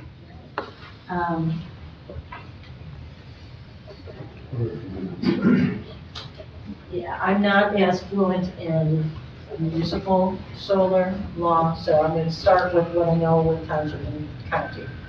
And presume until I find otherwise, that you would have the ability to regulate. I know at the county level, the commissioners were able to take, at the request of townships, jurisdictions that wanted to ban them outright, large scale, utility scale, solar farms. My guess is that a municipality would be able to do the same thing. And that way you could say, typically 50 megawatts or larger is, goes to the power siting board. You can say maybe you don't want it involved. They then also, within the townships, let you regulate them if they are less than 50 megawatts, so what they call small. So that's what I was just looking it up. Could you give a frame of reference of what 50 megawatts is? So the solar farm at Kepford's place. Correct, that'll be about 100 megawatts. 100 megawatt. That's 100 megawatts, and that's over That's almost like 1,000 1,000 acres. Correct, Okay, so that's massive. yes. 50 megawatts. Is a good size. It's still good size. For instance, what was being proposed down in Pleasant Township next to Maple Grove area? On Neidhart's. That was, at first it started as 49 megawatts. And the reason for that, because at that time, again, there's kind of this limit of 50 and above goes automatically to the power siting board.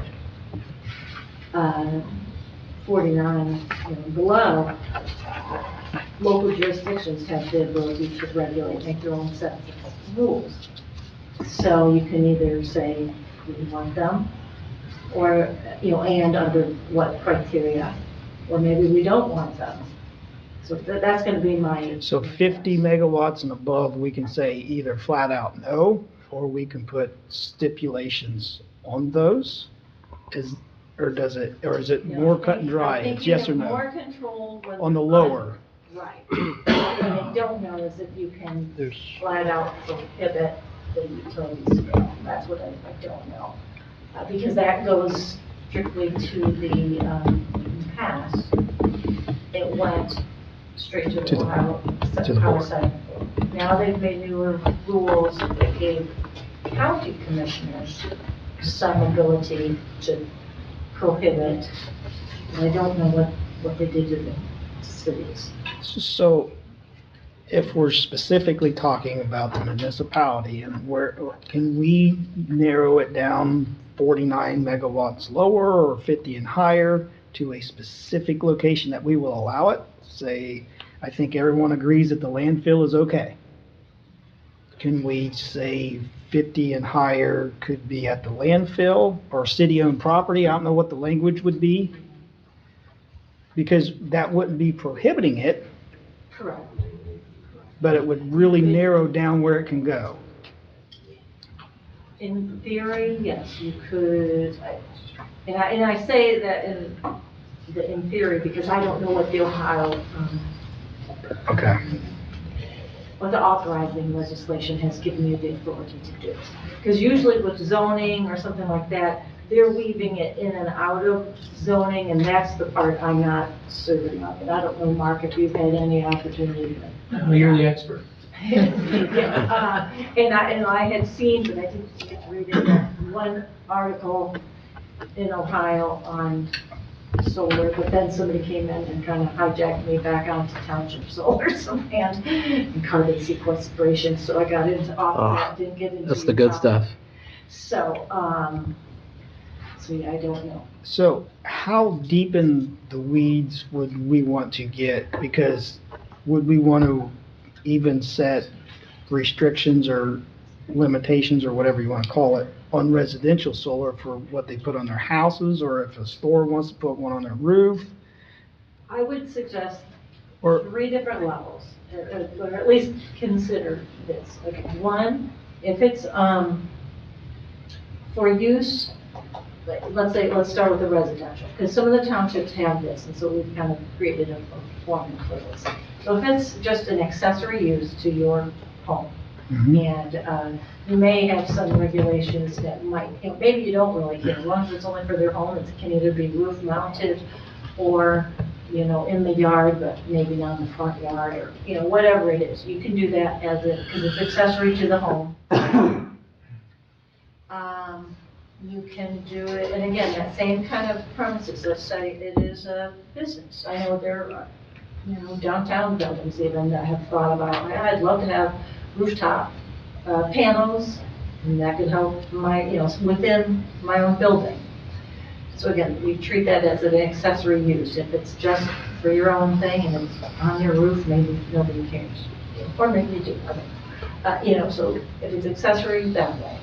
If you were doing it and it is, now we're getting a little bigger into industry, we've got Whirlpool, they've got their windmills. Those windmills, that energy is still coming back in to their business. So again, you might have, and I'm not saying it's great for the industrial park, but let's say Yashio felt like that they had solar, they could help offset, their own power, or somebody, they might want that as an accessory to their own thing to help offset their own power consumption. And then in that case, is it the world's worst thing? I don't know. The third is that when you're getting, or I guess now we're in the fourth, the utility scale, where the whole purpose of it, just like the other up in Marion Township, is not to go to any business that's immediately there. It's really to sell it to the grid. Now you actually are just like a utility. And they have different parts of the Ohio Revised Code that regulates utilities and then exempts these from utilities. So that's why there's a little legal weaving, and so I can't always give you a straight answer. Because they keep making little loopholes or switch back to say, well, now we'll give people more local say. So that's where, particularly those tend to be larger, but let's say if you even had 30 megawatts, it's under the 50, but you might want to regulate it if it was going to be selling to it's not going to be accessory to that business, but it's going to be selling to utility scale level.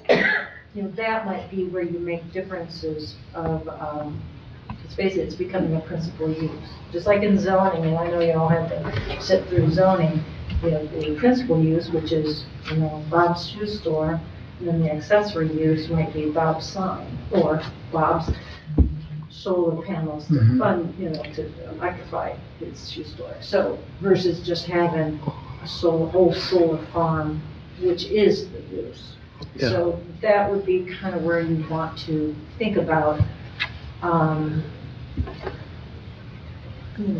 where do you want to do it? And then, yes, you could, when you have regulations, when you are regulating something, you can say, well, it has to be, the setbacks. I know we had come up at one point with really elaborate ones for Pleasant Township, and then in the end, they voted to just ban them smaller than 50 megawatts and then force someone to just go through the power setting board because they knew there was no sense in them making 5 or 10 pages trying to be as detailed as a power setting board would be. But for a while we had things like, well, you had to have a road maintenance agreement with the city, or in this case, because they usually have a lot of destruction of the roads in the construction phase, let's say. You may have setbacks from houses or the businesses, or you might need to have so many, space between lanes, roads, etc. So You could get into the weeds. Again, that's gonna be kind of, what you want. So, and this may be more of a legal question for Mark.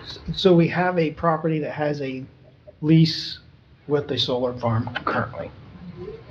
No matter what we do right now, if they enact that lease, because zoning and whatever is not retroactive, Right, we may not necessarily go to regulate that. we can't do anything with this current situation with this lease right now. Is that the We're just understanding? talking about a fraction of acres that are in the city, right? 20 to 40 that are in the industrial park, whereas the north, huh? It's a little more than that, but. It's a few more than that. But isn't the vast majority of the acreage north of Williamsport Road outside the city? If the field I'm thinking it's going in, it's right at the corp limit, right beside the quarry park. And I can't imagine anyone would want to look at, even if we only have 20, 30, or 5 acres in the city, that we don't, I do not want to see any solar panels next to our quarry park. I mean. So your question was, because they have a lease agreement, to do it's a not going to solar- interfere with the city contemplating enacting regulations of a solar field or solar panel development. So I would suggest you ask Evelyn to bring back to the next committee some suggested language after she's been able to research it, so that you can continue to move forward and you end with the prohibition as to where they can't exist. So if we do have some sort of prohibition. It'll still apply. It'll still apply, even though they have a lease and the. Let's just make prohibition was there. sure that we distinguish the power going back to the grid, because with the Inflation Reduction Act, there's a lot of incentive for companies, much like mine, to add solar, to add wind energy, to lower our carbon intensity scores for a multitude of reasons. Right, and that's why I would hate to just say, well, just So because it's the industrial park. let's just be cautious. I get that we don't want a situation like we potentially could be dealing with, given the leases and so on and so forth. But I think from a private business perspective, we just need to be cautious about full sale selling. We don't want any electrical generation from solar or wind. I think that's a territory we don't want to go down.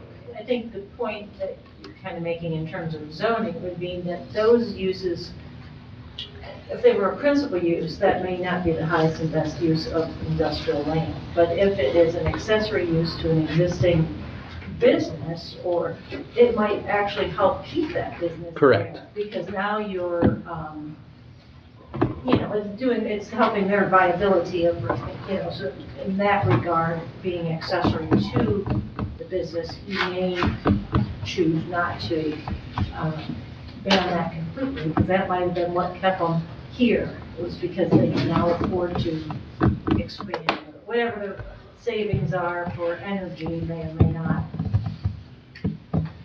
happen if they don't get to. Just a consideration. in terms And of maybe I'm development. missing Mr. Rollins' point. It's easy for me to say, I don't want to go to a park and see solar panels while I'm visiting it. Yep. And I don't think I have to consider a business. Maybe I'm missing the point, but if the business is profiting or getting a lot of incentives. Well, you're going to go to Quarry Park and you're going to see a lot of solar panels because they're going to be right across the street. But we So I don't envision a park that we share solar panels with. But if that's the direction of this city, then okay, I'm one. I think that if an individual property owner, let's say I want to get my house powered up with solar panels. And I want to put one in my roof or someplace that would be kind of seen but not seen. But if I put one up in my front yard and you're driving down and the sun's reflecting and blind, that's not proper. So there should be, how they're positioned on private property. And for like Whirlpool, for Poet, you know, if they want to power with incentives from the government, I think that should be, they should have a right to do that. But the big problem I have is with solar farms that have no reasonable help to a community, because a lot of times that power is used outside of that community. Doesn't, and if we can have a zoning, something in the laws that would prevent that from happening, I'd be okay. And I think that'd be good. I'm sure we can, I believe if we find that you can have jurisdiction to do that, I think that can be done. But anyway. All right, Mr. Neff? Mike Neff, City Council at Large. Mr. Schauber, I really like what you have to say on this. I think something needs to be done because the small bit of open land that we have in the city, obviously the best use for that is not going to be a PV system on that property. But I also take a lot of weight into what Mr. Rollins says too.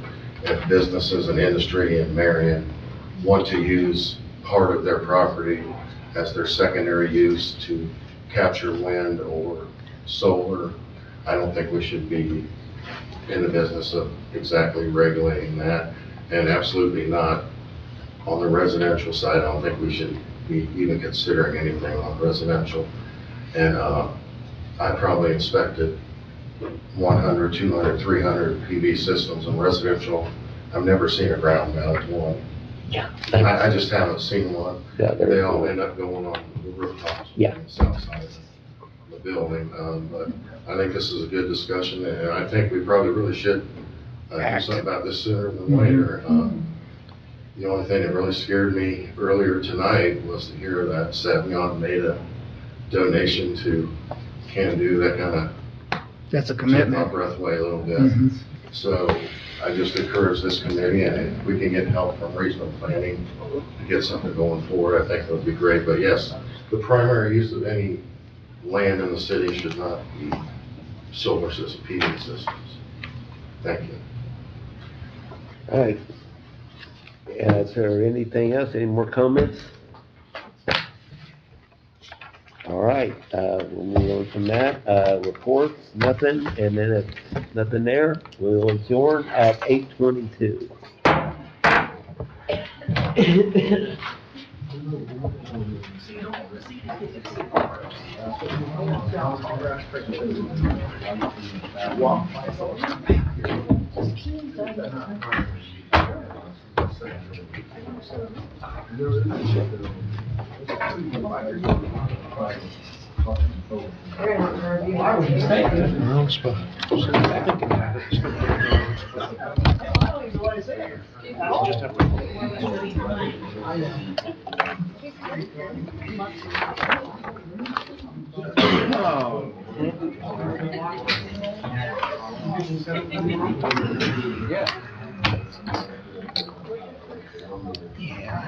Kind of skimmed this, we got this in the mail.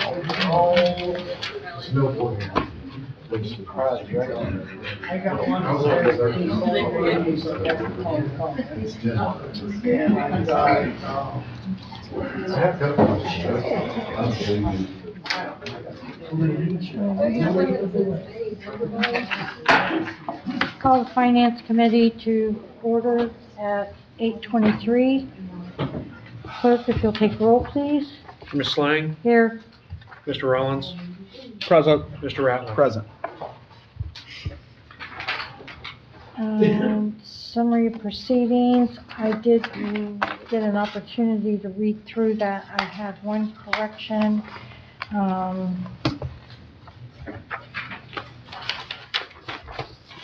On the first page, about halfway down, it says Auditor McGinnis noted that the call went well and was followed by a phone call to Mansfield, Ohio, who also uses New World. It was discovered that the option being used to process overpayments was not creating, it was creating the call. So we need to remove the word not. Sorry.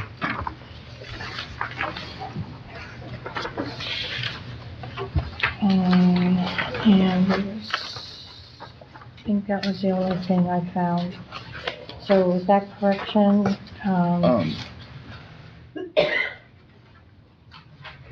Was there another one? Yeah, Oh, there was, somewhere where it said, the sentence stops.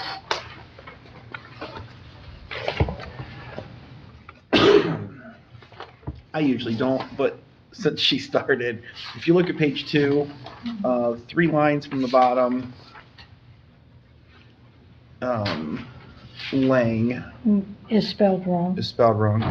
And then, I don't even remember what I said, but it said, Mr. Ratliff asked about an email received today from and he inquired about one received on January 14th. I don't even know what I asked to know what the was. I'll go back and. But I assume I got something there. See, I'm wondering if it was them. I don't know. Like I said, I don't know what I asked, but that does not read like. So at this time then, we will not approve the minutes. I'll get that corrected. And you can take a look at that. We'll, I'm sure you asked something. I wouldn't put it in there if you did. I'm sure I did too, but. Moving on to old business, item number 1. Update from the auditor of the state project and bank reconciliation projects for 2022, 23, and 24, and Veritas. Yes, the reconciliations are complete. The utility billing research project is complete. We received the bank rec process instructions on Friday. Greg will be sending out an update to all of council shortly. I know Ms. Lang and I received a copy of it already to review, but he should be sending it out to full council shortly. Okay, I did forward that on to full council and so that they could review that. Do you know what changes he was going to make? Changes on what? Is that what you're referring to, the report? He didn't say, he had us review it. He said if there was anything we needed to change, he would change it, but he didn't say that there was anything he was going to change. So is this his final report then? No? As far as I know, yes. That's what he's looking to forward on to full council. Okay. And you read through this? I did. I left my copy upstairs, but I did read through it. Do you agree with the report? I do. There's some portions in there that I kind of questioned a little bit. I don't recall exactly what they were specifically right at this moment because I read it when I first got in this morning. But there was a question somewhere in there. I just can't remember what it was. One of the things I have asked repeatedly is if we're doing monthly reconciliations, and almost every time you said yes. This report says completely otherwise. In fact, it says we haven't done one since January of '24. Is that correct? So the process that Greg has outlined for us, because we did receive those bank rec instructions on Friday. The process that Greg has outlined for us, there is a second portion that we need to do in order to balance the cross-fund report. That's the portion that hasn't been done. The portion that has been done is in the bank rec module that balances all the activity in the bank account. So that portion has been done for all of the months of 24. So cash reconciliation for every month has been done for 2024? The bank activity reconciliation has been done. The cross-fund balancing has not. Because that's the portion that we've been trying to figure out how to do, because we were under the impression that by doing the bank rec module, we were reconciling, and it took us further research and talking to Greg for us to realize that that's not what's happening, because we still need to balance the cross-fund. So, point number 5, the auditor's office appears to be operating with limited resources or not fully or adequately utilizing its current resources, That was my question. which is impacting its ability to complete reconciliations and financial adjustments in a timely manner. If this concern is valid, an independent evaluation of staffing, skill sets, and resource allocation within the department across all responsibility areas may be necessary. Your take? That was what I had questions on. As you read it, I remembered that was what I had questions on. Because I wasn't entirely sure exactly what he meant by limited resources. But I haven't had a chance to get in touch with him today. Do you feel like you have enough staff? I feel like we have enough staff, absolutely. Do you feel like the staff is there at appropriate times of day to get the work done? Yes. Then why are we not getting it done? Because this report basically I can summarize the 4 pages and basically saying we're not doing the things that we said we were gonna do. Exactly. And I have to agree with that. When speaking with Greg, one of the things that he was concerned about is that they are not cross-trained. So when somebody is gone, there is nobody to fill that vacancy, while they're on vacation, sick leave, terminated, you know, whatever the case may be, and that stops the whole process. Now, on the other hand, maybe I'm wrong, but I felt part of our hiring Veritas was that before they were done, they were supposed to make sure everybody was trained. They were supposed to make sure systems were in place, and they were supposed to make sure we had policies and procedures that they wrote that were in place. And all that he's left us with is kind of a complaint list that people aren't doing what they're supposed to do, is the way that Well, I it sounds read like this. he's put together a process they're not following. Right, he did, the training, the training was done, but it was done individually. Am I correct? We just received the policies and procedures on Friday. So there hasn't been any training as far as what to do on the policies and procedures. We've had extensive discussion on what we need to do, but the actual policies and procedures were received Friday. But in going through the reconciliation process, you worked hand in hand with New World, Veritas, in your office. You had hands-on training on this is what you need to do. It wasn't training. It was extensive discussion on what we need to do, yes. So you didn't learn anything through that whole I did not process? say that. But it was not a sit down, here's what you need to do training. It was discussion to figure out where the problems lie and what we need to do to move forward. The bank reconciliation procedures that we received on Friday were received on Friday, and there has not been any training on those. Because, correct me if I'm wrong, because I believe I asked him the question, and I believe that his answer is that he would not leave without everybody having the tools they needed. Because I believe I asked him something about, or do we have the players that can pick up the ball and run when you leave? Mm-hmm. And he assured us that everybody would have the training to do that. And that he felt we had the people in place that could. I vaguely remember that. And you know, So that must have been discussed prior to, it could have been. like in 22 or 23? But I mean, I was not privy to any of those conversations. I mean, they were held in open, I mean, it's not like I didn't talk to him outside of an open meeting. But it's just, you know, and there's a lot of negativity in here about the treasurer also. You know, I mean, this is not a flattering final report from somebody that we have hired, because to me, it says the work isn't done and it's not gonna be done, is the way that I read this. And maybe you guys have a different take than I, but we paid him to make sure the work was done and that people could do the work once that he wasn't here. And that simply is not the way that we're left. I'll have to go back and read the contracts, because I don't remember even reading that in the contracts. I thought it was to reconcile the cash, general ledger, and payroll.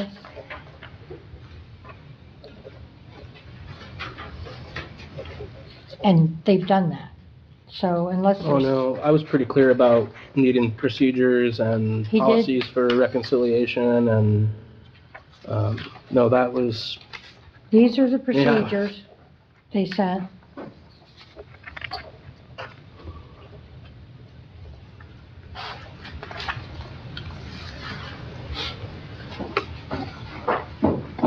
I mean, I have a lot of questions on here, is like, you know, the cash reconciliation's not being performed on a timely manner. Like, who's responsible for the bank reconciliation?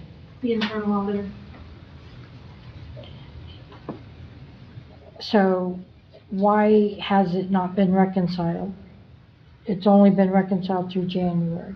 Again, the portion that we haven't done so far is the cross-fund reconciliation. We did the bank account activity reconciliation, We didn't learn about the cross-fund reconciliation until we got further into the process. And when was that? Like 6 months ago, 8 months ago? No, I 4 want to months say it was ago? probably within the last 3 or 4 months.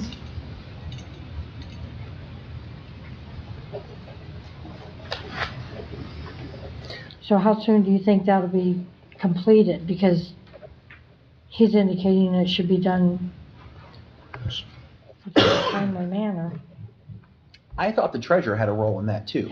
Well, that was part of the confusion, or part of the thing too, is in having these meetings, we've learned that the internal auditor and the treasurer's jobs are actually reversed.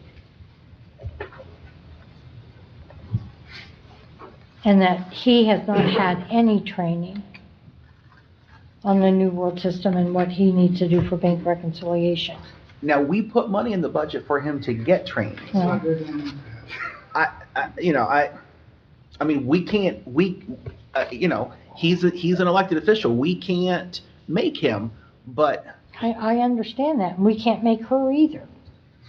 So this is, I mean,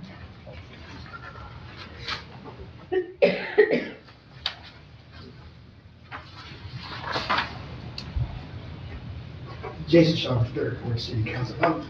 Question or refresh my memory, the most recent Veritas contract, wasn't there milestones within that contract for them to reach to get payment?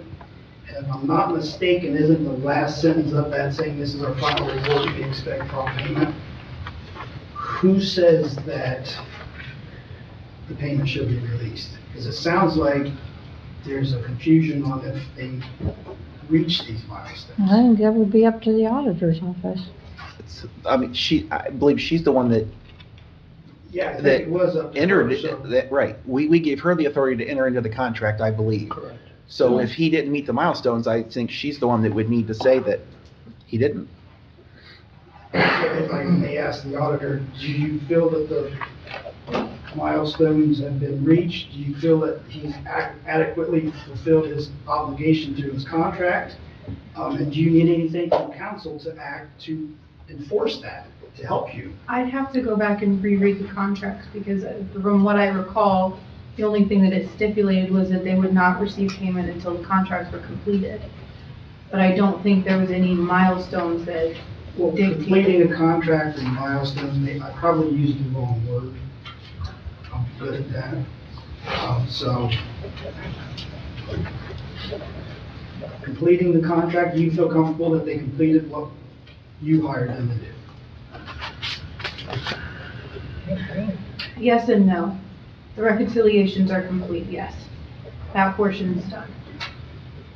My concern is, and to the point of Ms. Lang, is that we, and Mr. Rowland, that we don't necessarily have had the training that we were supposed to. And that was part of the 3 years ago. Right. Original agreement. Right.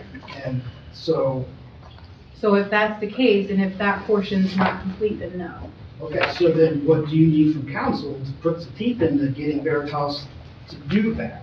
That I Is it don't know. withholding payment? That's why I Because I'll have to support you. verify whether or not it's in the contract. If you don't want to pay their last payment, whatever that is, until they get these policies and procedures and actually training, like the man stood right here and said, I'll help you do whatever I can do to make him do that, if that's what you need. Let me verify with the contracts if those words are in there, and then if I need any additional support, I'll reach out. So if the words aren't there, what next?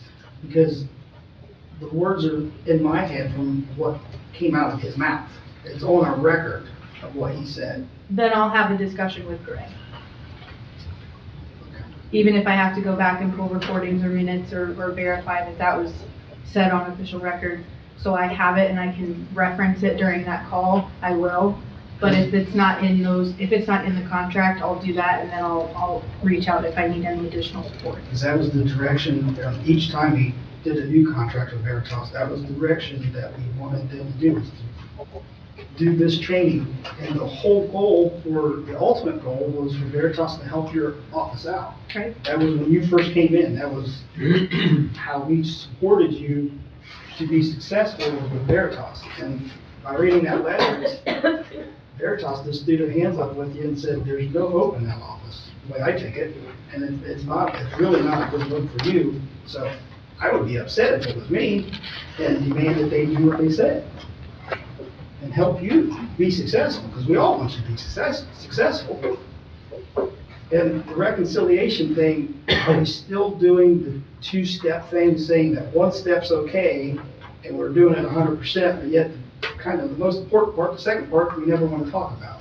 We've been saying that for 4 years. What's the second part? I mean, I don't know, but it's the most important. The second part's the conflict? Yeah, that's been the issue forever. But I would hold Veritas' feet to the fire, and I'll help you do whatever I can.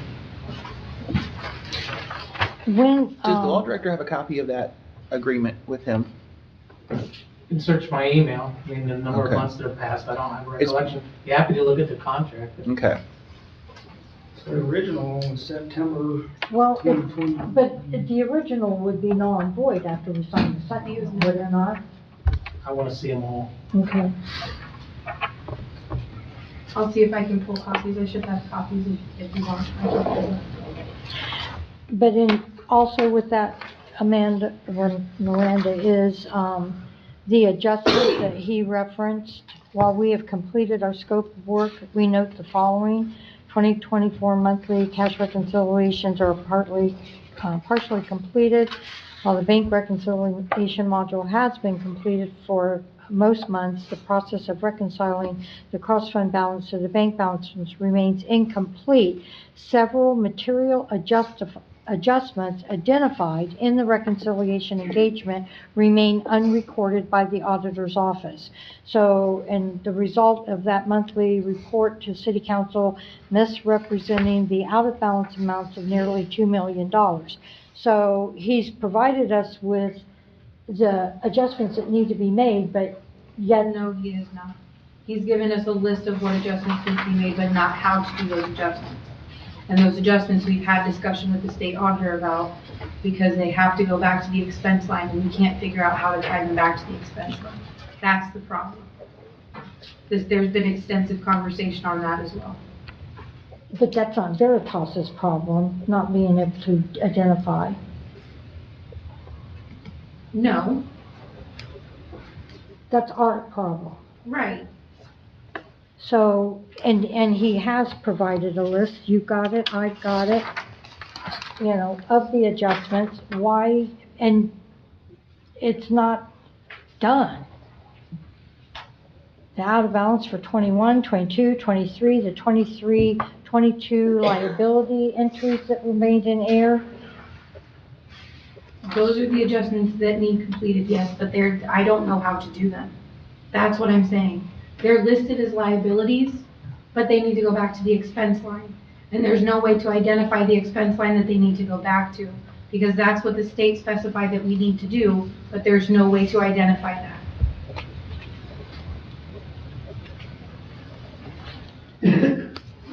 I guess I'm just not understanding this, because if the entry was made, there ought to be backup for the entry. I kind of equate it to where if I'm doing a tax return, I know they should get a credit on a certain line, but I can't figure out in the software to make that put it on that line. And I think that that's what's going on. It's sometimes easier to do accounting with pencil and paper. I agree. And figure out like what needs to be done. But if you don't know in the software how to do that, that's part of what we had this whole process for. So everybody would leave it knowing what to do. And it doesn't sound like that's how that we're leaving it.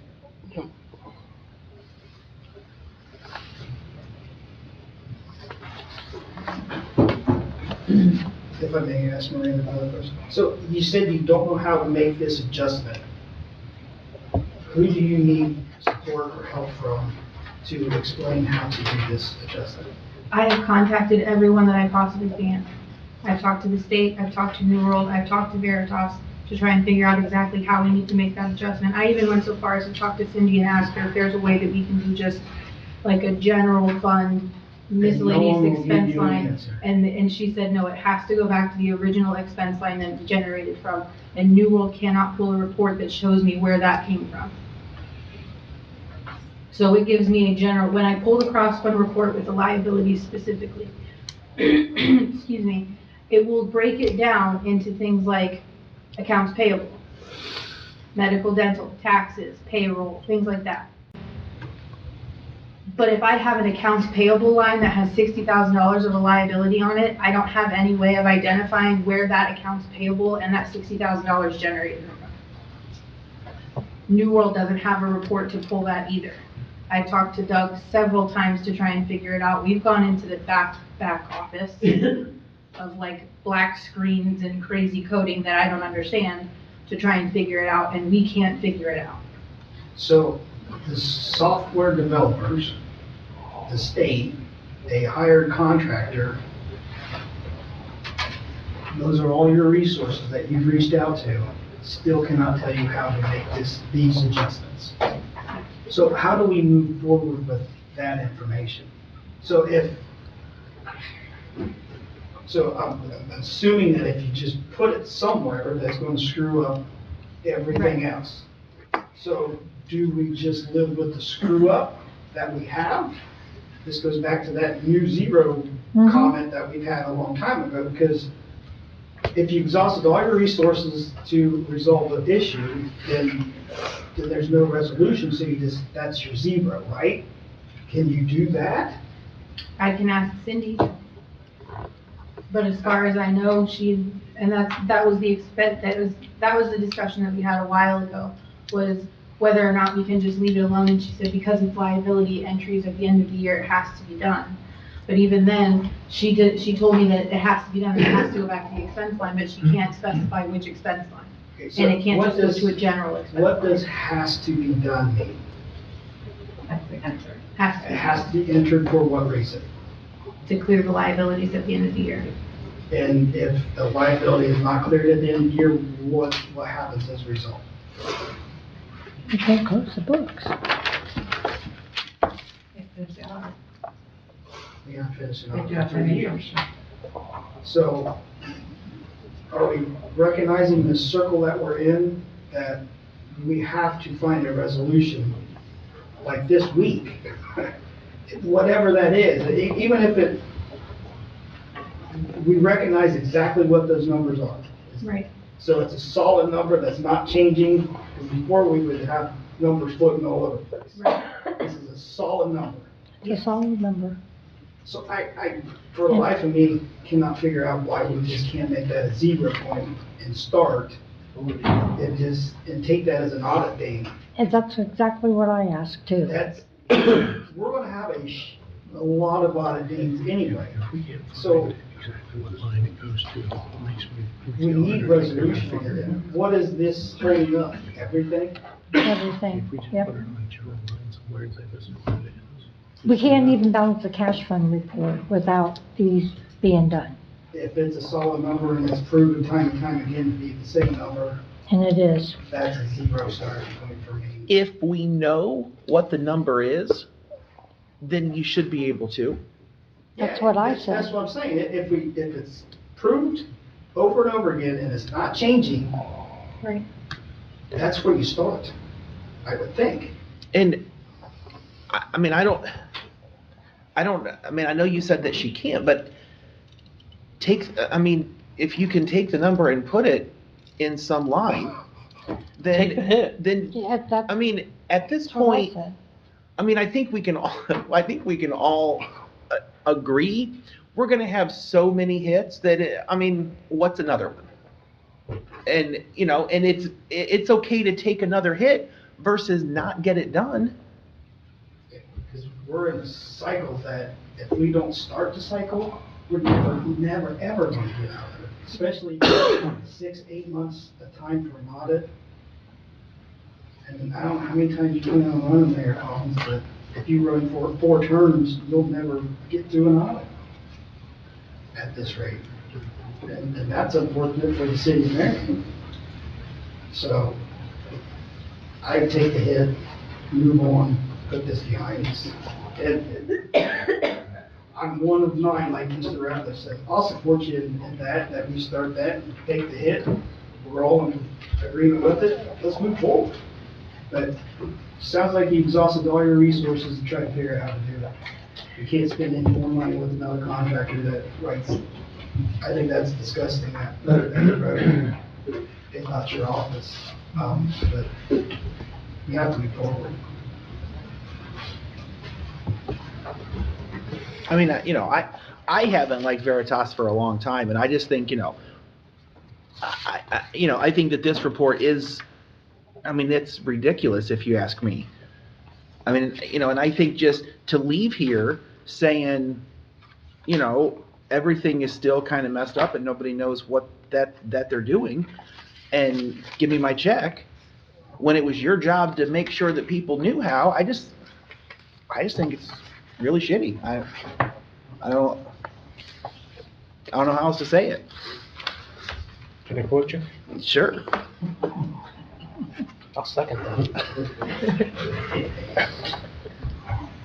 Any more comments or concerns about this?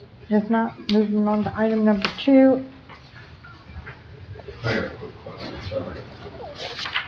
Sean Barber, First Ward City Council. So with the recommendations that you provided, are you comfortable with all these except obviously number 2 because of the second part of the reconciliation, the cross fund? And then number 3, the expanding the treasurer's training. You obviously have no say so in that. I'm going through, I'm sorry. Okay, I just want to make sure, at least, can we work with the recommendations we have? Are you comfortable with these? Is this going to help your process? Obviously, we've got to figure out how we can put those liabilities back to a non-specified Right. expense. I don't have any problem with the recommendations. Okay, so we can perform daily and weekly proof of cash procedures. That can be done.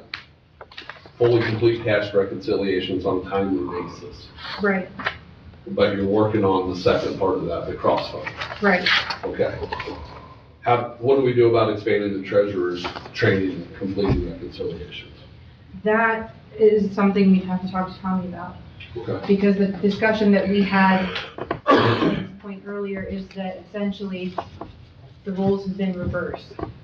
And so right now what's going on is my office is doing the full bank reconciliation module, which should be Tommy's responsibility, as opposed to what he's doing now, which should be my office. Which is the disbursements, right? Right.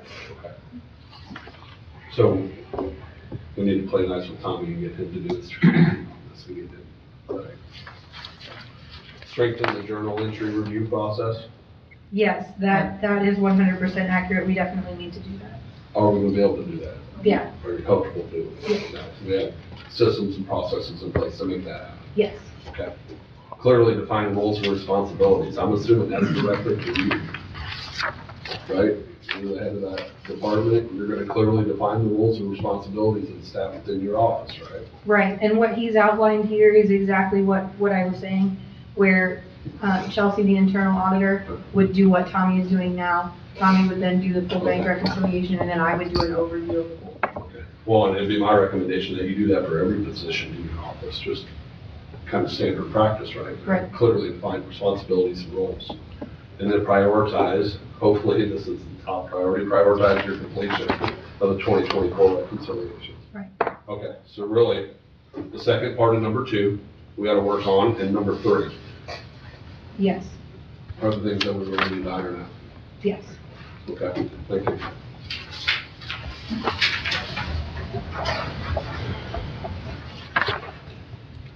Any other questions or comments? Not, we'll move on to item number 2, audits 2021, 22, 23. Status of Charles and Harris for the audit for 2021. Yes, I got an email today. He said they're tying out program receipts and verifying calculations on the court custodial fund. The statements will be out as soon as possible, and then the notes will be out shortly after. He did not give me a time frame other than as soon as possible. Okay. status of Clark and Schaefer is still nothing because we can't proceed on until 21's done. Item, any questions? So it said, in our last meeting, it said Audra McGinnis said she received an email from John today just to follow up, and he's hoping to have a draft of the financial statements by Friday. Yes, that did not happen. At least I did not see a draft.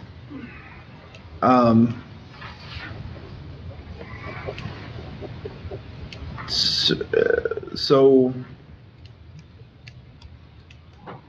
do we have a new date, or? No, I was just told today as soon as possible. Okay.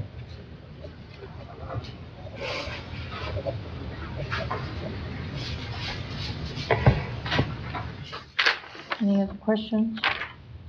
Moving on to item number 3, penalties and appeals. Yes, I did receive correspondence last week. There were 2 items that were sent to me, one regarding first quarter 22 941s. They need an additional 60 days to review. The second was regarding the fourth quarter of 2022 941s. They also need an additional 60 days to review. That was fourth quarter what? 22. For 941? 941s. I have not updated my spreadsheet yet, but as soon as I update it, I will send it back out. Okay.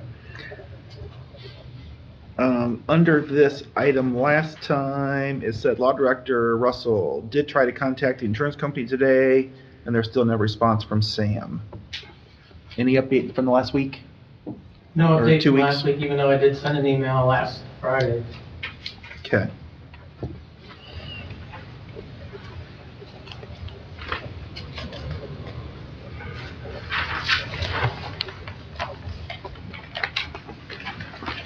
Any further questions on that? Not moving on to item number 4.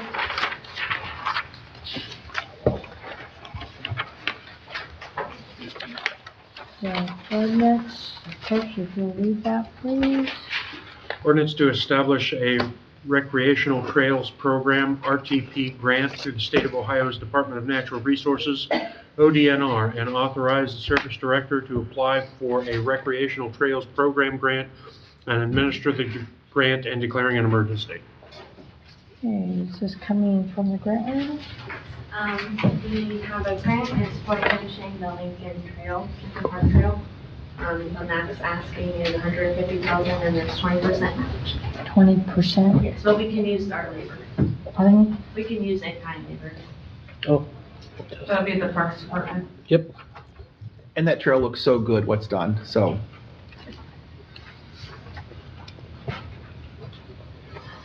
Motion to send on to council with a recommendation to approve. Second, please. Clerk, take roll. Ms. Lang? Yes. Mr. Rollins? Yes. Mr. Rattler? Yes. Okay, next on the agenda, item number 5. Ordinance to establish a Safe Routes to School SRTS grant through the state of Ohio's Department of Transportation, ODOT, and authorize the service director to apply for a Safe Routes to School grant and administer the grant and declaring an emergency. Okay, this also came from our grant writer. This one, we're gonna do a project on Brightwood. We haven't decided if we're still working with engineers. We haven't decided if it's a sidewalk or a path, but it's in 2 miles within 2 schools, so it's double bonus points for that. There's no match for that one. No match. Nope. And this is, you said between Brightwood and? It's Brightwood, Presidential, Bradford, East Walnut, I believe. Okay. So will that go all the way to the boulevard in that area? That's right. Tremendous. That's really needed over there. Man alive. Motion to approve and send out to council. Second, please. Clerk, take roll. Ms. Lang? Yes. Mr. Rollins? Yes. Mr. Rattler? Yes. Okay, item number 6.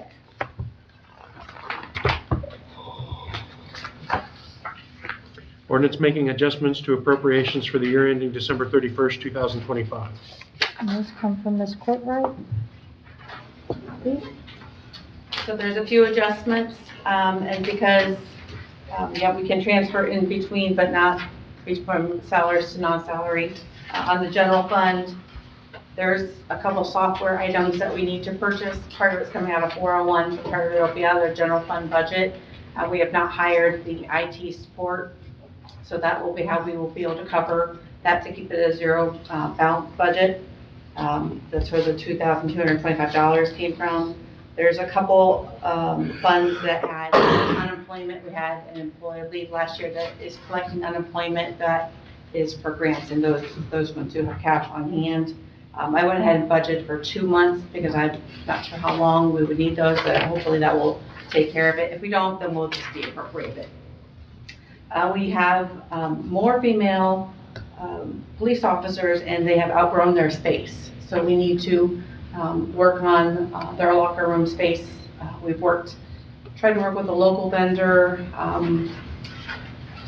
Rob's been working really hard to get good pricing on the lockers and kind of knock it down as much as we can.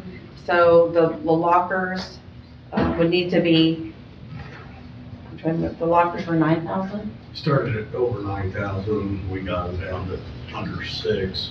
Oh, okay, so it's From an out-of-town vendor, an in-town vendor wanted about 26,000. So we're using 401, which is our permanent improvement fund, and that would have had cash from last year that would roll over, but I do need to appropriate it. We had planned on purchasing the diving boards last fall. That did not happen, so that's kind of a carryover, but it wasn't appropriated, so it wasn't on the carryover purchase or ordinance that we did previously. And then the Sonic Wall is part of that software licenses and technology that we need. We just, some things are failing us, so we need to get those taken care of and improve those. So I did want to point out how much the permanent improvement, $43,018.52 is on there. That's coming from carryover from last year, but we did not spend, so we would just reappropriate it for 2025. Professional services, you guys had some discussion the night I wasn't here about the nature preserve space and the grant. You guys had a conversation about a contract that you guys did with a company, but we didn't end up doing that, and where the money went on that. That was just appropriations. Here's you look like you're thinking, but do you not remember that? I don't remember that. Putting the building on stilts to Bennett. And then they said that we didn't have to do that. The nature center at the Tallgrass Trail. Okay. They decided they didn't have to go back. But during that night, there was some conversation about a nature preserve, and that we would need $20,000 to do that. We think it might be more like 16, but we did put in there for 20. Those funds, there are no funds that are inside the landfill budget. Those funds come from the sanitation department. So we do a transfer, internal transfer to support the landfill budget. And that 20,000 would help them cover that, so we would need to do a transfer ultimately an additional transfer from sanitation to cover that. Okay. And the last one is de-appropriating money because the 2 lifts that we bought at the garage came in cheaper. So I've already skimmed the money. This is just officially pulling it back so that they can't use it for anything else.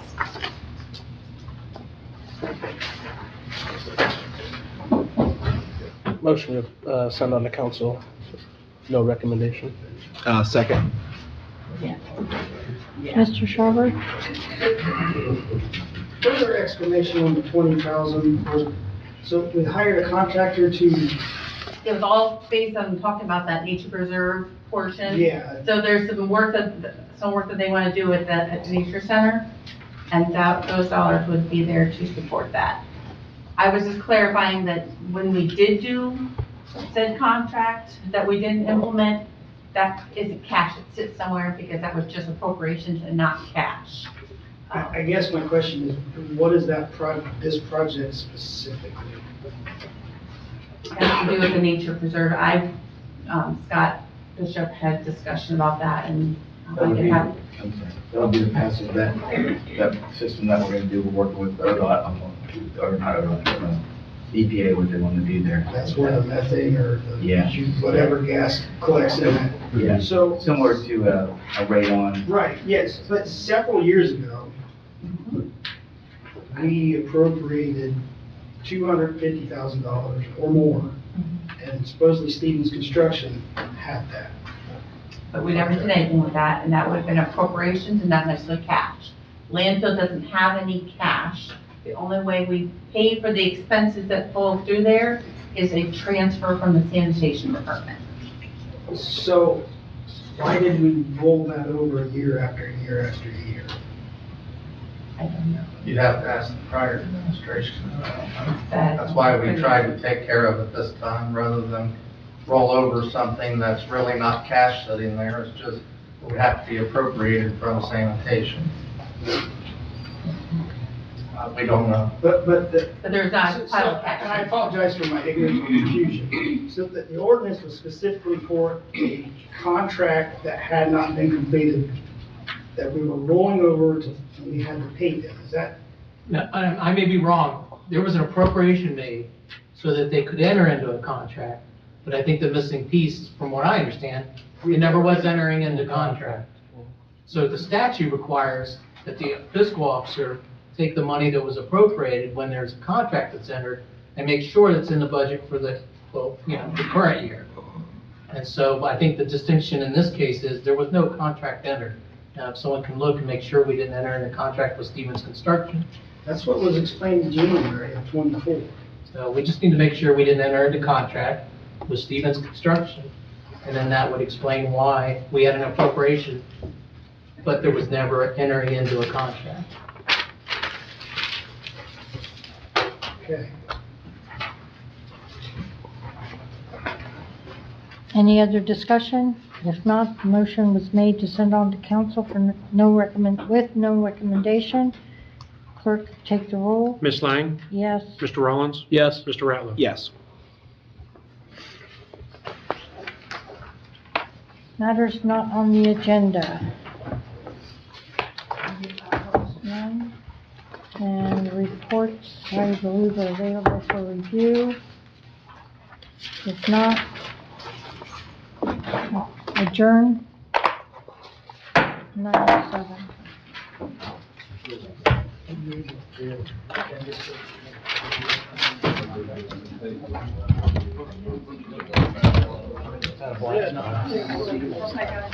See you later.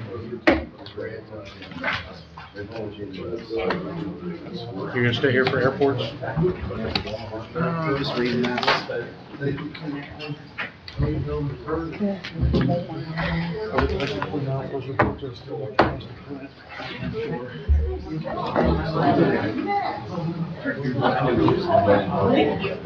do you think, Rick? Your head's spinning? Just a little bit. Airports. They got some leases for farmland out there that came in. Yeah. We own some farmland, leasing it out. Hey, everybody laughed. 500. Nobody really cares about airports, do they? Nobody cares about airports. You know, right with the minutes, something's gonna change, is that I already explained. Do what? The minutes for this meeting, he just has to change that to line. What did I miss? To Miss Lang? Yeah, sorry about that. Oh, yeah. Nobody wants to stay for a meeting. I'm here, one of my chopped liver. Well, Mr. Pretty much. Arnold's here. What can I say? Okay. We'll call Airport Lands and Meat Building Committee to order at 9:09. Clerk, take roll. Ms. Lang? Present. Mr. Neff? Here. Mr. R. Smith? Present. Proceedings, summary of proceedings from the last meeting, 5:20. There is a correction that we need to be made with the quorum present. Mr. Shaver needs to be changed to Ms. Lang. Call the meeting to order. I'll make a motion to approve as amended. I'll second. Clerk, take roll. Ms. Lang? Yes. Mr. Neff? Yes. Mr. R. Smith? Yes. No old business, moving on to new business. Item number 1, Airport Ordinance 2025 Farm Lease. Mr. Arnold is present tonight to explain and answer any questions. This is to renew the farm lease out by the airport. Hey there. Sorry you had to wait so long. Matt Trooper. What's that? Matt the Trooper. We're currently on the final year of the farm lease contract cash bid out at the airport. So current lease is through this growing year. On the lead trend to get a bids out. Let's put out legal notice for bids so that we can get a new lease starting following this growing season. So October, November timeframe, once the crops come off, the farmer can take control. Okay. Legal notice will be done by the clerk or? It used to go through the mayor's office, but we'll find a way to get it to the Marion Star for legal notice. Okay. We'll also advertise through that credit. Put the word out to as many farmers as I can. But legal notice will be through the Marion Star. Okay. And that, are you familiar with that? I mean, you said usually the mayor's office puts the... That's the administration, yeah. Okay. One of them will I just- contact the Marion Star and for that. So we don't notice. Okay, I just want to make sure that all gets, okay. Is there any question? I do have a question. I think it's probably an easy one, but once again, complaining about the technology, and nobody's here to hear me complain about it, but instead of using my iPad, I was looking on my phone and going through all this, and I was just confused with the tracks and then looking at the legend, and like this one in particular, it shows the outline of the property, but this is just throwing us, it's split up into 3 tracks. The yellow lines across here. It's in black and white, so it's not good. So this These were yellow, and if you look at the legend, it says it's the crop area. Yeah. But I so would this entire think area, this whole thing would be the crop area. this entire area is Okay. farmland. So And then, so like on this one. this is a total of 30 acres. Okay, that was the That's one just I the was way, really confused about. These were generated through the Farm Service Agency. I'm sure they looked at tax map. Okay. Some properties were split at some time, that's why. That's why that one those property lines was are on there. Probably split into different tracks. Okay, Here's another track. okay. So this just says, Total acres down here. okay, so when I look at this, it shows the track boundary, it's just showing the whole outline of this property, and that's the acreage for it, right? Correct. Okay, well, that helps me out a little bit, I just wanted to make sure on that, so I don't have any questions about this. I don't either. I actually have one, but I don't know if I ought to. Go ahead. Is this just like a flat fee per month, or? It's drop a bid, however they want to bid it, it's usually per acre. Well, I'm Cash asking, credit. because I know some people with farmland have been, instead of getting just a cash fee for the land, they've been taking a percentage of the yield, and that actually turns out to be worth more at the end of the day than just a flat fee. That is something that the airport commission is going to go over the bids. Okay. That's sharecropping. So you share, if we went that route, we have to pay for all half of the inputs as well as getting half of the results of that crop as well. Most farmers that I know now want to clear their hands on that. I want a known value for that cropland. Whether the crop's good, I might lost a little crappy year like we had this year with the drought, you win. So it's up to the commission how they're gonna do it. We'll take the best bid. And go from there. But I was just curious, sharecropping 'cause versus cash rent. And some people have been creative. The last time we did this, one of the farmers offered to tile the entire farmland. so put ground tile in.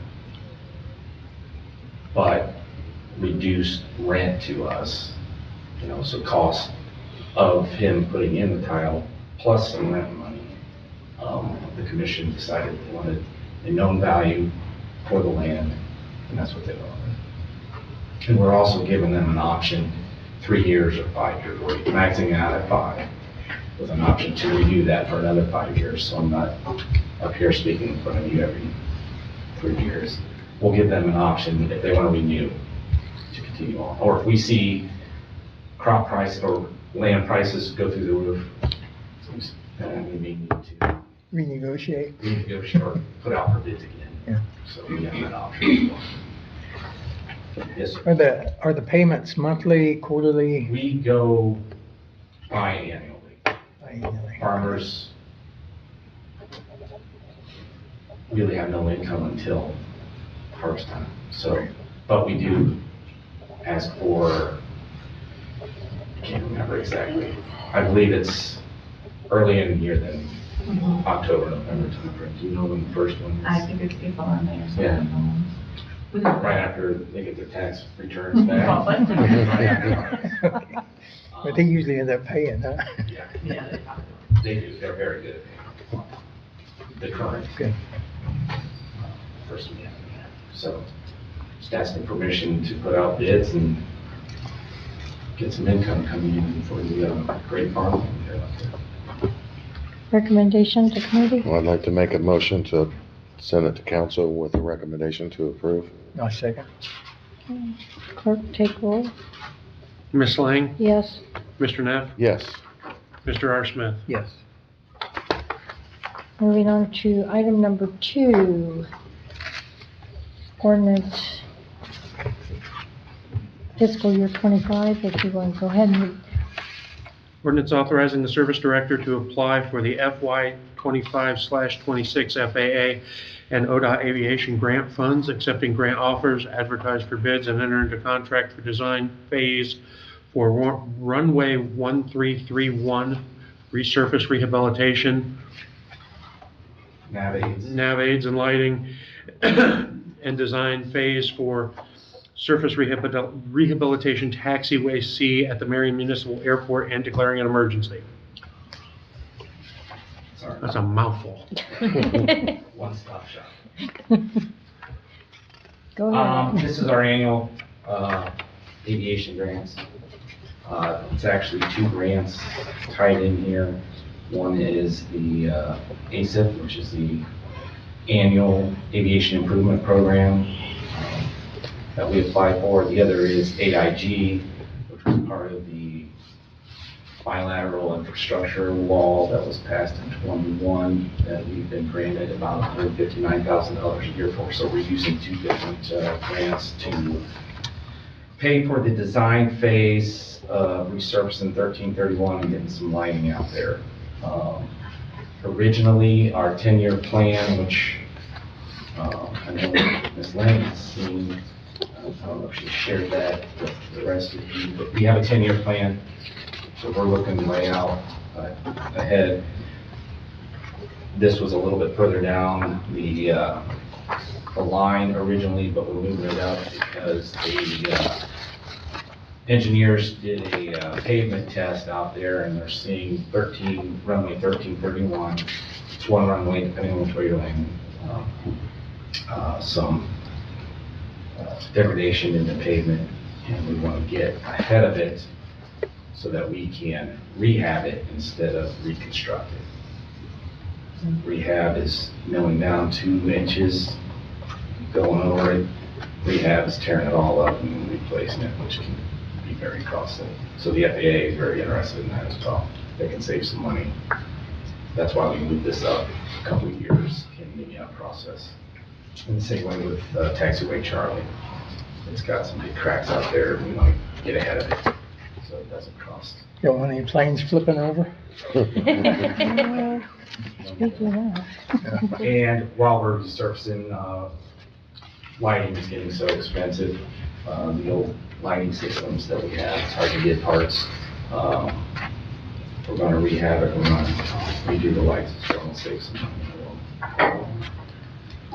5% match on all these grants is what typically stings. So 5% of this year's bill will be about $13,500, which is local match. We do have a line item now that will cover some of that. We also have the Airport Improvement Fund that picks up the rest, which was generated from selling properties. Boise Cascade bought property. That money can only be spent at the airport per FAA because it was, FAA bought that land originally. All that money has to be put back into the airport.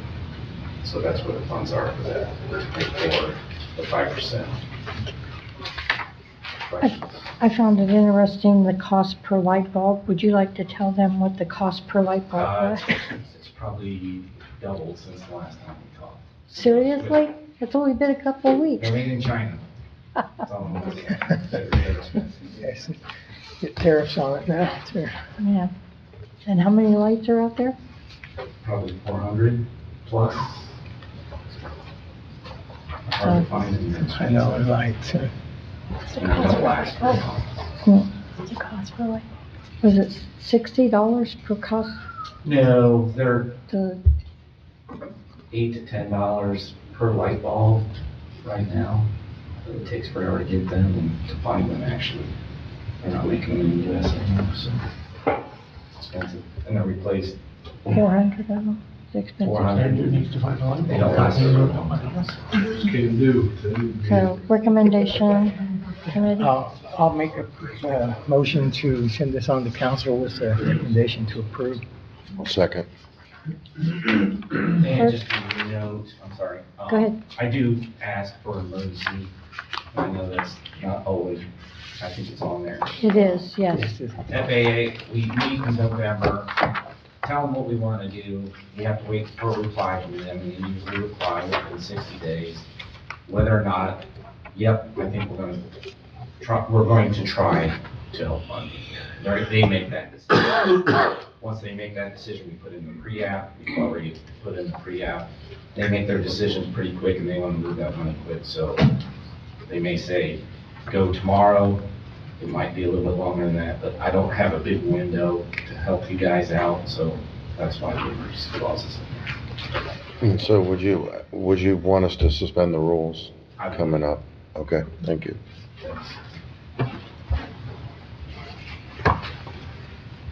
Clerk, take roll, please. Ms. Lang? Yes. Mr. Neff? Yes. Mr. R. Smith? Yes.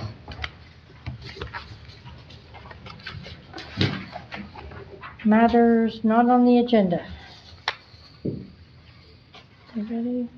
If not, we stand adjourned at 9:22. I'm almost gonna look over there and tell Sean to stay seated. Tapping his foot like he's got something to say, he go get up. I looked at him, I said, Next.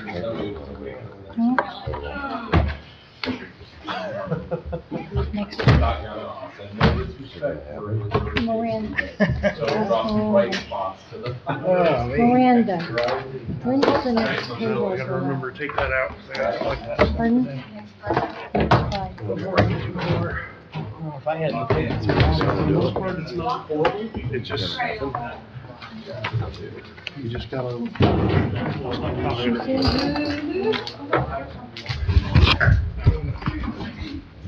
Make sure Jason gets his.